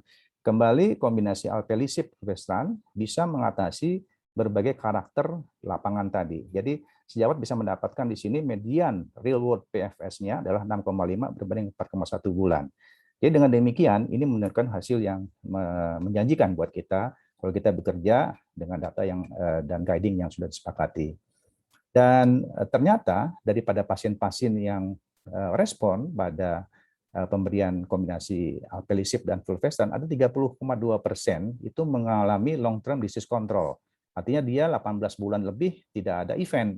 Dan dari kelompok tersebut 72,5% nggak ada event sampai dengan 2 tahun. Ini suatu hal yang menarik sekali karena 2 tahun adalah angka yang cukup menjanjikan ya. Ini adalah karakter-karakter yang mendukung pasien-pasien tersebut ya. Dia tidak kambuh cukup lama, tidak ada liver metastase, jumlah metastase yang sedikit dan ekok yang baik dan sebagainya, itu menjadi pertimbangan kita. Namun demikian kita masih membutuhkan predictive marker yang lebih baik lagi untuk mengkarakterisasi jenis-jenis pasien mana yang akan mendapatkan LTDC tadi yang sampai dengan 2 tahun. Dan ini adalah course of treatment daripada kalau kita bicara obat tentu adalah ada juga efek samping, maka kalau kita ambil 3 besar dari efek samping dari alpelisib maka adalah hiperglikemia yang konsepnya adalah pada 2 minggu pertama, diare pada 139 hari kemudian. Namun kalau kita langsung inisiasi dengan pengobatan dia akan segera recover di 6, 11 dan 18 hari sejak kita melakukan inisiasi pengobatan. Oleh karena itu bisa disimpulkan bahwa makin awal kita melakukan suatu evaluasi dan juga penanganan akan lebih mudah kita mendapatkan hasil-hasil yang baik, efek sampingnya diatasi. Ini adalah BYLIF ya. BYLIF itu adalah membandingkan secara 3 kohort pasien-pasien yang sudah pernah mendapatkan CDK4 dengan AI, CDK4 dengan fulvestrant, kemudian antara yang kemoterapi AI dan sebagainya dengan kombinasi berbagai alpelisib dengan fulvestrant di sini, alpelisib dengan letrozole bila dia sebelumnya fulvestrant dan sebagainya dengan kita dapatkan sebagai primary endpoint adalah tetap hidup ataupun tanpa progresivitas selama dalam 6 bulan berikutnya dengan PFS dan OS sebagai secondary. Dan ternyata hasilnya primary endpoint hampir semua terpenuhi ya, met. Jadi ya lebih dari 30% kan. Di sini sudah 50,4% dan median PFS-nya 7,3 bulan. Jadi kembali menunjukkan bahwa kalau kita mendapatkan dengan kondisi-kondisi yang di solar kan cuma sedikit yang mendapatkan CDK4/6 ya, tapi dikompensasi dengan penelitian ini ternyata juga berhasil. Artinya kalau kita kembali sedikit adalah pasien-pasien yang semua yang tadi belum mendapat ini dihadirkan CDK4/6 ini yang di sini diberikan oleh studi ini dikompensasi dengan pemberian fulvestrant. Dicari lagi melengkapi data dari solar tadi. Dan di sini menunjukkan hasil yang demikian. Dan sebagai summary dari berbagai efek sampingnya, memang hati-hati terhadap hiperglikemia, diarrhea, dan rash. Namun demikian, baik hiperglikemia, diare bisa diatasi dengan obat-obat termasuk loperamid dan sebagainya, rash dengan cetirizine, bahkan dengan steroid bisa kita atasi.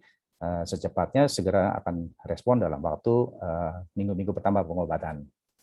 Ini adalah kenapa terjadi hiperglikemia. Ternyata alpelisib ini tadi yang disampaikan oleh Dr. Mati juga mempengaruhi berbagai metabolisme dari fungsi-fungsi yang lain, termasuk adalah glikolisis, glikogen sintetase, glukose T4 pun ini akan tipe 4 akan juga terganggu sehingga gula darah akan tertahan di dalam sirkulasi karena adanya penurunan daripada glukagon, terpaksa ininya tidak bisa terjadi gluconeogenesis dan glikogenolisis, maka ada hambatan masuk ke adipose tissue maupun ke otot sehingga relatif terjadi hiperglikemia pada pasien-pasien tersebut atau di serum. Oleh karena itu berbagai upaya harus mengacu pada berbagai patofisiologi ini, termasuk adalah mengatasi dengan cepat hal-hal tersebut di awalnya. Dan ini adalah kalau kita berhadapan dengan pasiennya itu harus kita bagi apakah normal baseline, pre-diabetic baseline, dan diabetic baseline. Di sini adalah kriterianya, ya kita identifikasi baseline tersebut dan kita kalau perlu konsultasi dengan diabetologi dan recommended lifestyle changes. Prinsipnya adalah dengan hal-hal seperti itu kita bisa menurunkan diskontinuitas daripada alpelisib yang terjadi pada diabetes sampai 25% dan pada pre-diabetes sampai 7,5% serendah mungkin. Kemudian ini adalah di perbandingan kalau kita dengan placebo berdasarkan heart-related quality of life scoring, nggak ada beda antara pasien-pasien dengan placebo dan dengan yang mendapatkan alpelisib fulvestrant. Artinya memang up and down pada beberapa titik, namun demikian secara keseluruhan sampai dengan minggu ke-96 tampaknya tidak berbeda bermakna. Artinya perbedaannya dikatakan tidak lebih dari 5%. Tentu kalau kita bicara diare, appetite, loss, nausea, vomiting, atau fatigue memang akan muncul pada pasien-pasien alpelisib dibandingkan dengan pasien-pasien placebo. Nah, ini adalah mutasi yang harus diperiksa baik dari ABC, NCCN, atau ASCO. Prinsipnya kalau ada kekambuhan, lakukanlah evaluasi, dan semua mengatakan should be made dan should be biopsy dan should be reassessed. Jadi tidak ada yang tidak harus menggunakan data tersebut. Dengan demikian kita bisa mendapatkan 11 bulan berbanding dengan 5,7 bulan berdasarkan guideline yang kita sepakati ini. Dan ini adalah liquid biopsy tadi yang sampaikan. Kalaupun nanti negatif ataupun tidak detected, harusnya digambarkan dengan biopsi ya, dengan biopsi ulang, dengan fresh tissue. Dan kalaupun semua positif, consider treatment dengan terapi target. Ya, dengan demikian kita bisa menstratifikasi, bahkan kalau kita dengan NGS bisa lagi lebih lengkap lagi data-data dari 7, 9, dan 20 mutasi tadi. Dan ini adalah sudah menjadi kategori 1, P13KCA mutation ini menjadi kategori 1 karena pathway-nya akan sangat-sangat hiperaktif dengan adanya mutasi tersebut.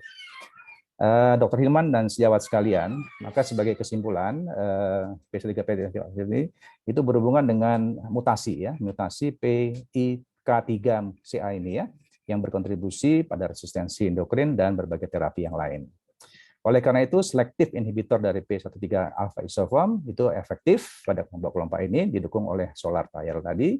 Dan treatment guideline, rekomendasi tes HR tadi yang sampaikan, termasuk KI67, dan kalau ada kekambuhan harus dikonfirmasi dengan PIK3 mutation tadi dari tumor ataupun dari liquid biopsy.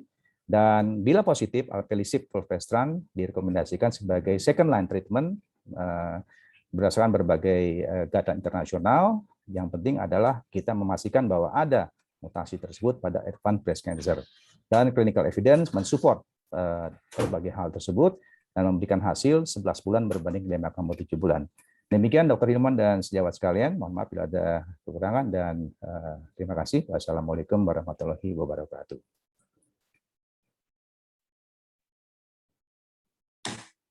Waalaikumsalam warahmatullahi wabarakatuh. Terima kasih banyak Dr. Kospiadi Irawan untuk penyampaiannya. Mohon maaf saya matikan dulu ya. Jadi memang kedepannya dunia pengobatan khususnya untuk pasien kanker payudara itu tidak bisa lepas dari berbagai macam interaksi biologi molekuler ya. Saya pikir sih begitu, Dr. Kospiadi, Dr. Nurmati, dan Dr. Ralf, serta teman-teman yang lain. Makanya atau oleh karena itu kelihatannya memang ya tidak ada kata lain, senjata kita lah, kita harus belajar terus untuk memperbaharui, mengupgrade kemampuan kita. Itu memang salah satu ini kita ya, senjata-senjata yang bisa kita laksanakan. Baik, terima kasih sekali lagi Dr. Kospiadi. Sebelum kita ada acara tanya jawab, ada sedikit tayangan dari pihak sponsor dari Novartis mengenai sponsor yang diadakan hari ini. Mungkin Dr. Albert silakan menayangkan videonya, silakan.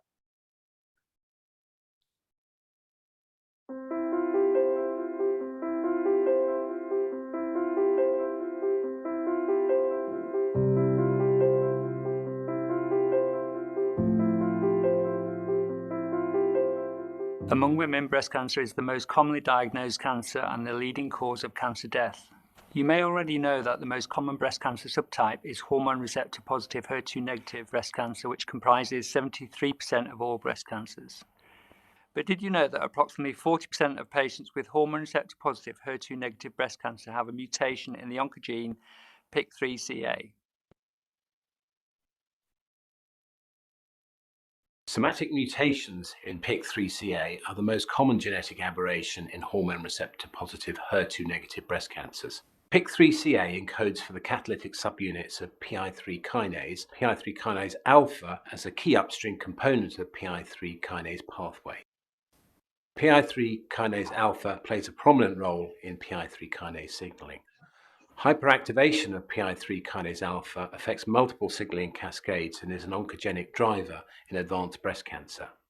Mutations in PIK3CA have been shown in vitro to lead to higher PI3 kinase activity, which drives cell proliferation and tumorigenesis in mouse models of breast cancer. In hormone receptor positive HER2 negative advanced breast cancer patients, mutations in PIK3CA leading to hyperactive PI3 kinase alpha signaling have also been associated with endocrine therapy resistance. Studies have shown that PIK3CA mutations are a negative prognostic factor associated with poor response to therapy and a worse overall prognosis in breast cancer. Because PIK3CA mutations may offer insight into the progression and prognosis of patients with hormone receptor positive HER2 negative breast cancer, it's important to test your patients for PIK3CA mutations. PIK3CA mutations can be detected using tissue and/or plasma samples and may be assessed through detection of selected locations of high mutation frequency within PIK3CA in heterogeneous clinical samples containing normal and tumor tissue. PIK3CA mutations are generally stable, and guidelines recommend testing at diagnosis of metastatic breast cancer. Given that PIK3CA mutations have been shown to have a negative impact on patients' prognosis in advanced breast cancer, it's important to know your hormone receptor positive HER2 negative advanced breast cancer patients' PIK3CA mutation status.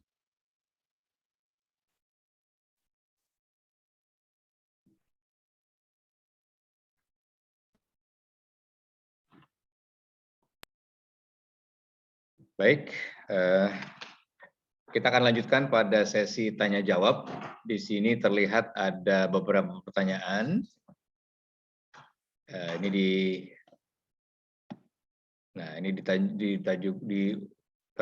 ditujukan kepada Dr. Nurmati SPD KOM dan kemudian juga Dr. Kospiadi Irawan. Nanti Dr. Ralf akan menyusul pertanyaannya.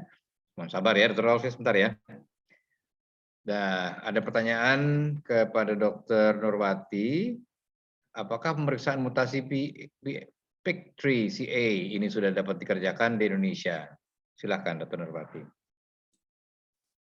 Kalau udah mungkin boleh tahu biayanya berapa gitu kali. Mungkin Dr. Nurwati tahu. Saya terus terang tidak tahu karena ini adanya di bagian patologi anatomi. Tapi tentu apabila suatu obat sudah akan di-launch atau sudah launch di luar negeri, tentu akan ada jalur pathway dari farmasi tersebut ke bagian PA untuk memeriksa. Karena percuma obatnya ada, kita nggak bisa meriksa, nanti nggak dipakai obatnya. Namun, dengan adanya next generation sequencing, mungkin kita bisa sekaligus memeriksa semua gen yang ada di kanker payudara tersebut. Jadi sebenarnya kalau mau yang sophisticated bisa, tapi mahal banget, 50 juta. Sedangkan yang hanya untuk imunohistokimia itu saja, saya terus terang belum mengerti. Tentunya sudah dipersiapkan oleh rekan sejawat dari patologi anatomi. Baik. Itu Dr. Hilman. Ya, terima kasih Dr. Nurwati untuk jawabannya. Jadi memang betul, tadi kan salah satu tayangan Dr. Nurwati menyatakan bahwa manfaat atau kegunaan dari pemeriksaan PI3K ini kan tidak hanya semata-mata untuk pemeriksaan breast cancer saja, Dr. Nurwati ya. Sudah ada beberapa singgungan penyakit keganasan yang disinyalir menjadi ada kepentingannya ya, seperti NSCLC tadi kan, si ovarium, kemudian glioblastoma multiforme, dan itu bukan main-main tuh, bahwa saya membayangkan begini, suatu saat kelihatannya kalau kita bicara sedikit menyimpang, yang namanya glioblastoma multiforme, di mana salah satu anutan pengobatan adalah dengan alkylating agent yang saat ini kita anut adalah temozolomide, mungkin suatu saat akan jadi berubah kalau memang PI3K-nya itu ternyata ada positif dan tentunya ada perkembangan baru. Saya setuju sekali dengan apa yang disampaikan Dr. Nurwati. Baik, dilanjutkan. Terima kasih Dr. Nurwati untuk jawabannya. Ini kepada Dr. Nurwati dan Dr. Kauspiadi Irawan dari Dr. Sri Agustini ya. Apakah mutasi gen PI3K pada pasien kanker payudara hormonal reseptor positif dan HER2 negatif ini terjadi pada stadium awal kanker payudara atau lanjut? Apakah mutasi gen PI3K terjadi pada awal sebelum pengobatan CDK4/6 inhibitors atau mutasi sekunder pasca pengobatan? Jadi beliau mau nanya ini, Dr. Sri mau tanya apakah ini kemungkinan ada faktor resistensi primer atau sekunder, mungkin begitu kali ya, Dr. Sri, kalau saya boleh bantu mempertegas. Silakan Dr. Kauspiadi dan Dr. Nurwati. Dr. Charles dulu. Ya, silakan. Ya, baik. Terima kasih Dr. Sri, Dr. Hilman atas pertanyaannya. Jadi memang settingnya adalah sejauh ini kita pada MBC, pada advance dulu ya. Tadi yang berbagai data tadi pada advance dulu. Kita memang berharap pada pasien-pasien yang awal ini dikatakan PIK3CA ini meskipun ada tapi stabil, mutasinya stabil. Dia tidak sampai terjadi hiperaktivitas dari PIK pathway tadi. Jadi memang PIK3 pathway ini masih tenang-tenang aja. Jadi KMT2D tadi juga masih terbuka. Jadi demikian. Dan menjadi perbincangan adalah kalau dia mengalami progresivitas atau resistensi, dia menjadi terbukti memblok. Nah, jadi kalau kita lakukan evaluasi pada awal, tentu meskipun bisa dideteksi, karena kadang-kadang functional, non-functional. Kalau kita misalnya pada NGS, kita bisa mendapatkan ribuan overexpression, tapi tidak functional. Kan menjadi sangat amat sayang, kita belum sampai ke sana, kita ya, teknologi kita. Tapi saya juga bahkan berpikir pada siaparu ya, T790M itu kan bisa terjadi pada setelah generasi pertama kedua, tapi ternyata pada kelompok-kelompok di awal ada juga muncul mutasi tersebut dan nggak respon dengan osimertinib dan sebagainya. Jadi ini suatu kondisi yang menjadi pemikiran kita juga. Jadi kalau saya katakan bahwa apakah dia timbulnya berpengaruh secara fungsional, tentu pada yang MBC yang progresif jelas adalah 40% tadi. Kemudian apakah merupakan variabel dari pengobatan CDK4/6? Tampaknya kanker ini very smart cell tadi ya. Kita nggak tahu kenapa dia berubah, apakah demikian, tapi dia mencari jalur crosstalk tadi. Crosstalk sehingga mencari jalur yang bisa lebih awal, lebih ke hulu lagi untuk melakukan escape dari CDK4/6 inhibitor. Jadi memang fungsionalnya adalah setelah dia progresif. gitu. Tapi tidak ada hubungan langsung dengan CDK4/6. Demikian, mungkin Dr. Nurwati bisa secara molekuler nih. Silakan, Dok. Ya, silakan, Dr. Nurwati. Iya, terima kasih Dr. Hilman. Ya, saya setuju dengan Dr. Jos. Jadi bahwa mutasi itu sebenarnya sudah ada sejak awal. Dan tetapi mutasi tersebut belum cukup kuat untuk membuat pathway PI3K itu hiperaktif. Akibatnya mungkin selama setahun obat-obat hormonal itu masih mempan. Begitu masuk tahun kedua, mutasi ini lebih kelihatan dominan, efeknya ke PI3K. Tadi kan ada hubungan match pada P110 alfa tadi. Mungkin perlekatannya makin erat, instruksinya makin jelas, kemudian PI3K-nya makin pengalaman membuat pathway yang seperti itu, akhirnya dia lama-lama menutup. Sebab kalau dari awal dia sudah fungsional seperti kata Dr. Josbiadi, maka sejak awal dia sudah langsung agresif. Sejak awal itu sudah nggak mempan dengan hormonal reseptor. Padahal ini kan dulunya mempan, kemudian tidak mempan. Begitu. Tambahan dari saya, Dr. Hilman. Baik. Terima kasih, Dr. Nurwati dan Dr. Kosbiadi untuk jawabannya. Ya, saya membayangkan ya, Dr. Nurwati dan Dr. Kos serta Dr. Raul tadi jalur yang Dr. Nurwati tayangkan tuh dengan melibatkan KMT2D itu ya, ada di kiri dan kanan gambar tuh saya lihat tadi. Mungkin nggak ya ini pemikiran saya yang amat sangat sederhana ya, Dr. Nurwati, mungkin nggak sih paparan yang berulang-ulang yang menyebabkan timbulnya suatu resistensi pada akhirnya tuh, mungkin nggak begitu, Dr. Nurwati? Jadi mungkin tidak timbul di awal, tapi memang berkali-kali dengan ya tadi mungkin nyinggung juga dengan pertanyaan Dr. Sri tadi itu ya, mungkin nggak paparan yang berulang kali dan menyebabkan jadi ini ya, jadi apa tuh, dia tuh jadi betul-betul powerful lah kalau kita bilang. Bisa juga, Dr. Hilman. Bisa kita nggak tahu apakah karena paparan berkali-kali, apakah karena ikatannya makin kuat, atau apa, ini belum ada penelitian untuk ke sana. Baik. Mungkin sama seperti ini, Dr. Hilman, sama seperti T315I. Ya. Itu variabelnya variabel waktu atau variabel exposure. Sampai sekarang kan belum ketahuan ininya, biomarkernya ya. Betul. Jadi mungkin kita memang akan ke sana, akan ke genetic treatment. Kita sudah bisa melokalisir gen-gen mana yang bertanggung jawab. Tentu akan kita lakukan dengan CRISPR. Pemotongan itu mimpi kita seperti zaman Star Trek, Dr. Rap ya. Iya, betul sekali itu, Dr. Kos. Jadi kalau bicara T315I, memang ya kalau kita betul, Dr. Kosbiadi punya mimpi yang benar, dan kalau menurut saya memang paling bagus sebetulnya sih kalau kita punya data mutasi yang bisa dikerjakan sebelum kita melakukan pengobatan, supaya kita tahu betul. Kalau nggak nanti sia-sia kan. Udah ternyata dia jelas-jelas udah gambaran mutasinya T315-nya sudah jelas, tapi tetap kita melakukan pengobatan TKI sesuai dengan kesepakatan. Ya, betul. Saya setuju sekali. Ini juga pertanyaan saya ya. Ini kita kelihatannya belum ada yang nanya lagi nih.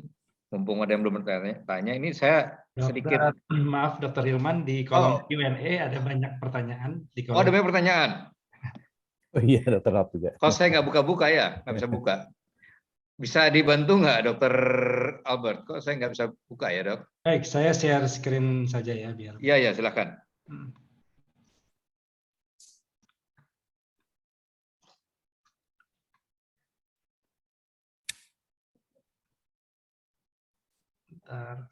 Di Q&A ini ada pertanyaan dari Dr. Edison.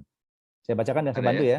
Silakan, Dokter. Pasien ABC, hormon reseptor positif HER2 negatif ya, premenopause, brain meta only, setelah 1 tahun dalam tamoxifen goserelin, pilihan terapi CDK-nya apa? Nah, ini mungkin Dr. Ralph nih.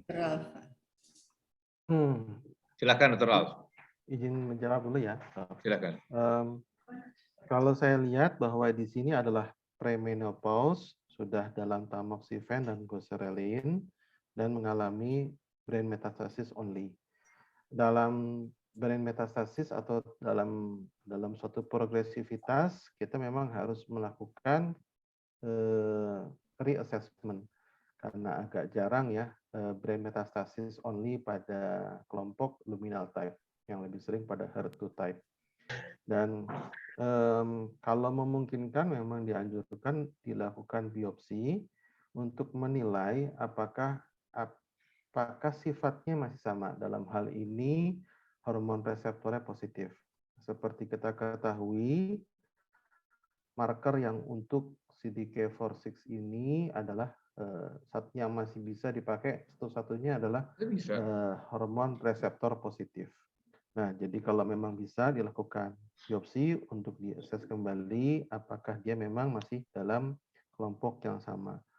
Dan untuk brain metastasis yang dianjurkan adalah pemberian local treatment, misalnya operasi untuk kalau memang masih dalam kondisi operable untuk mengangkat tumornya.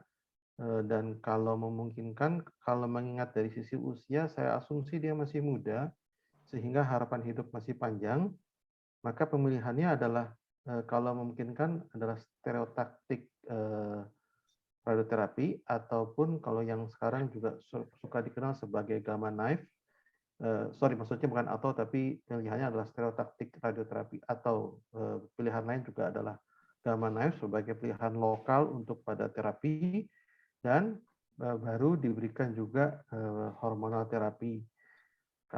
Hormonal terapi ini anjurannya adalah karena dia sudah diberikan oserelin, maka boleh diberikan aromatase inhibitor, baik non-steroid maupun yang steroid, dikombinasi dengan, nah ini sekarang pilihan CDK4/6. Pada dia adalah peri atau premenopause, dalam hal studi yang baru bisa ada baru pada Monalisa 7 atau ribociclib. Dan pada studinya pada studinya di pivotal trialnya, yaitu pada Monalisa 3, Paloma 3 dan Paloma 2, ini yang menginkludkan bahwa pada stable metastasis dari brain metastasis. Sedangkan pada abemaciclib, yaitu Monars 2 dan Monars 3, justru mengeksklusikan dari brain metastasis. Dan kalau kita lihat, ini studi yang lain pada, ini ada Tolani dan kawan-kawan pada tahun 2020, dia pada phase 2 abemaciclib menunjukkan hasil yang baik. Jadi kalau boleh disimpulkan bahwa baik palbociclib, ribociclib, dan abemaciclib mungkin saja memberikan respons yang baik pada brain metastasis, tetapi sayangnya studi belum cukup untuk memilih. Dan satu-satunya yang pada perimenopause atau premenopause adalah saat ini adalah dari Monalisa 7 dengan ribociclib. Kalau ini jawaban saya seperti itu. Baik, Dr. Ralf, terima kasih untuk jawabannya. Nanti mungkin detailnya Dr. Ralf bisa banyak cerita dengan Dr. Edison kali ya, kalau manakala diperlukan ya, Dr. Ralf. Baik, terima kasih Dr. Ralf. Ini kita mau sampai jam berapa nih, Dr. Kos, Dr. Nurwati, Dr. Ralf, sama Dr. Albert? 3 biasanya sampai jam 3 ya? Oke. Ini sudah dipanggil-panggil sama yang... pertanyaan lagi kan? Iya, baik. Ada beberapa pertanyaan lagi. Yang mana yang mau kita pilih nih, Dr. Nurwati? Dr. Jos. Ya, Dr. Kospiadi boleh. Tapi saya pilih yang mana ya pada Dr. Nurwati? Semuanya Dr. Nurwati nih kelihatannya. Karena urusan wanita semuanya ke arah dokter wanita. Mana sebentar ya. Tuh, Dr. Nurwati kelihatannya yang laki nggak, teman-teman yang pria kurang dikasih kesempatan. Ini kali ya, ada Dr. Ricky Stephen. Selamat siang para dokter, izin bertanya apakah ini sudah tersedia pemeriksaan mutasi, tadi udah kan? Dan pemberian inhibitor PI3K, apakah harus dilakukan pemeriksaan mutasi dahulu dan dapat digabung diberikan di trial? Mungkin Dr. Kospiadi bisa bantu jawab, Dok. Silakan. Ya, tadi sebenarnya ini juga pertanyaan yang sama. Terima kasih Dr. Hilman. Dr. Sri dan Dr. Ardi itu sama. Apakah pemeriksaan P13K ini dilakukan dari awal atau menunggu setelah dia progresif dan sebagainya. Jadi memang secara teoritis tadi yang disampaikan Dr. Nurwati sudah sesuai bahwa untuk menjadi dia fungsional itu diperlukan suatu proses untuk cukup kuat menjadi hiperaktif. Dan hampir semua review mengatakan pada awalnya mutasi tersebut masih dikatakan stabil, jadi belum memiliki efek memblok daripada baik itu AI, SERM maupun SRD. Jadi masih ada efikasi daripada kombinasi CDK4/6 and AI dan sebagainya. Jadi kita sepakat bahwa dilakukannya setelah ada baik itu sebagai pilihan untuk second line. Jadi demikian. Kemudian ini ada lagi tadi menambahkan sedikit ke Dr. Raab, memang benar sekali Dr. Raab bahwa meskipun abemaciclib dikatakan memiliki berat molekul kecil, tetapi hampir semua tetap memerlukan terapi lokal karena ternyata efikasinya tidak mencapai parameter klinis untuk tidak memerlukan radioterapi. Jadi tidak sampai ke sana. Jadi meskipun ada respon, tetapi tetap memerlukan radiasi ataupun tadi yang SBRT dan sebagainya. Mungkin itu. Yang ini Dr. Patria, saya langsung aja Dr. Hilman ya, biar mengenai yang pria ini apakah bermanfaat untuk pasien pria.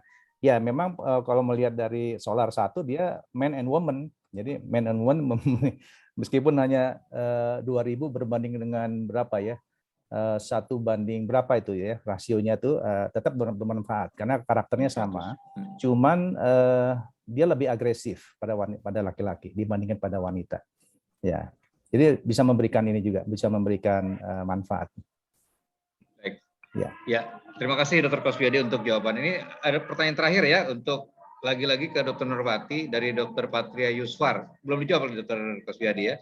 Apabila tidak ada kendala biaya, apakah tidak sebaiknya mutasi PA3K dipersilakan sejak awal? Tadi sudah kita bicarakan juga. Dan kalau positif, apakah bisa langsung digabungkan antara alpesilib dengan IR? Gimana Dr. Nur? Masih mute, Dr. Nurwati. Oh, masih mute. Dr. Nurwati?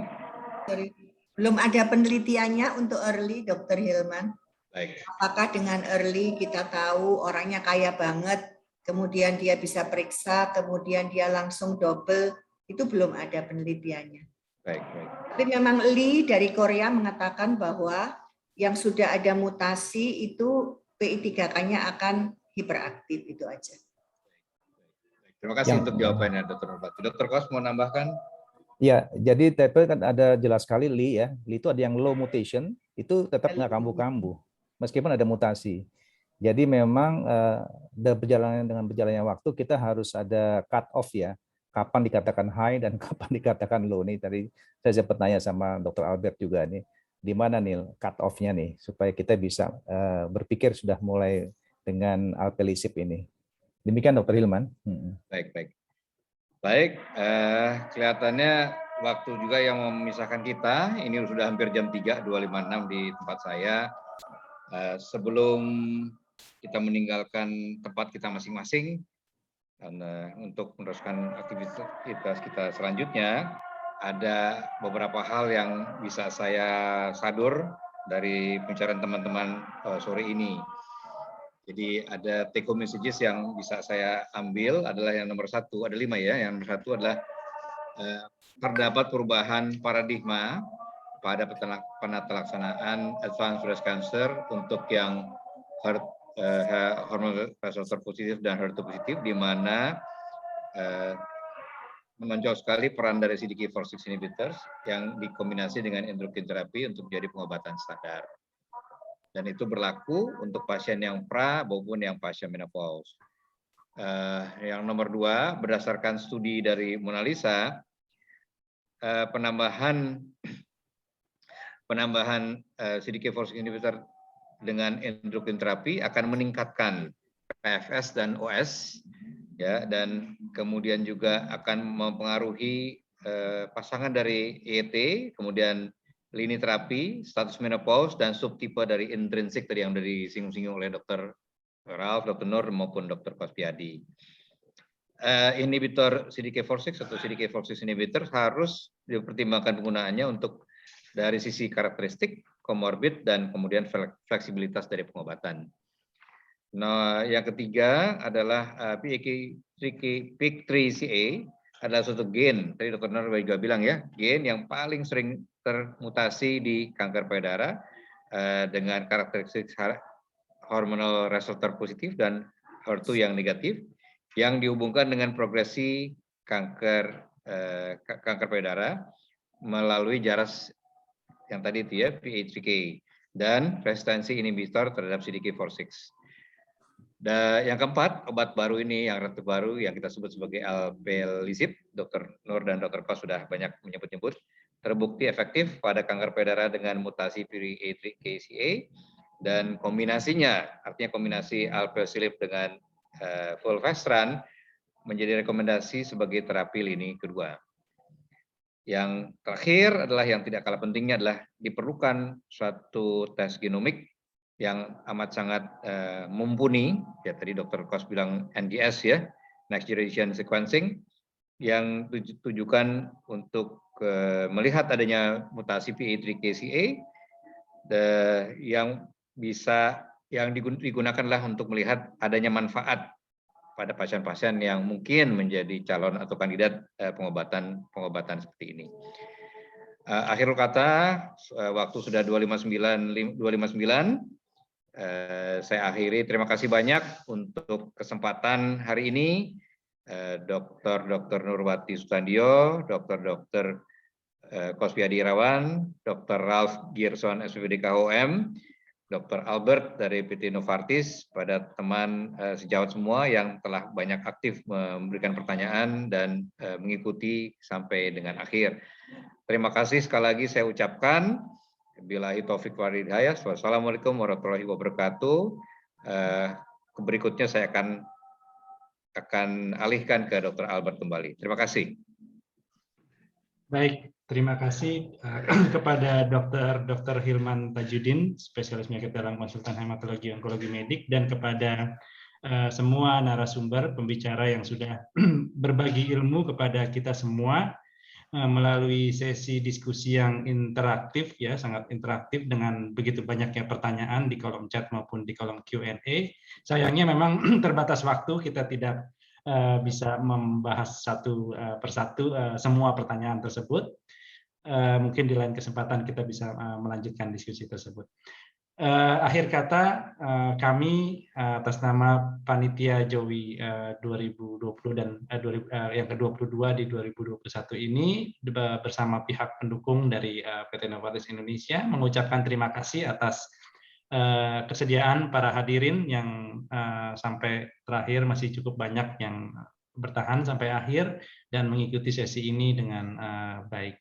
Ya, semoga apa yang kita dapatkan hari ini, ilmu yang kita dapatkan bisa bermanfaat, paling tidak untuk memperkaya khasanah keilmuan kita bersama, dan juga mudah-mudahan berpengaruh dalam praktek klinis kita sehari-hari demi manfaat bagi pasien kanker payudara khususnya. Terima kasih sekali lagi. Assalamualaikum warahmatullahi wabarakatuh. Waalaikumsalam. Saya izin pamit langsung. Terima kasih banyak. Terima kasih Dr. Albert, Dr. Hilman, Dr. Nurwati, Dr. Ralph. Terima kasih. Izin pamit ya. Terima kasih dokter. Sahabat semua ya. Terima kasih Dr. Ralph.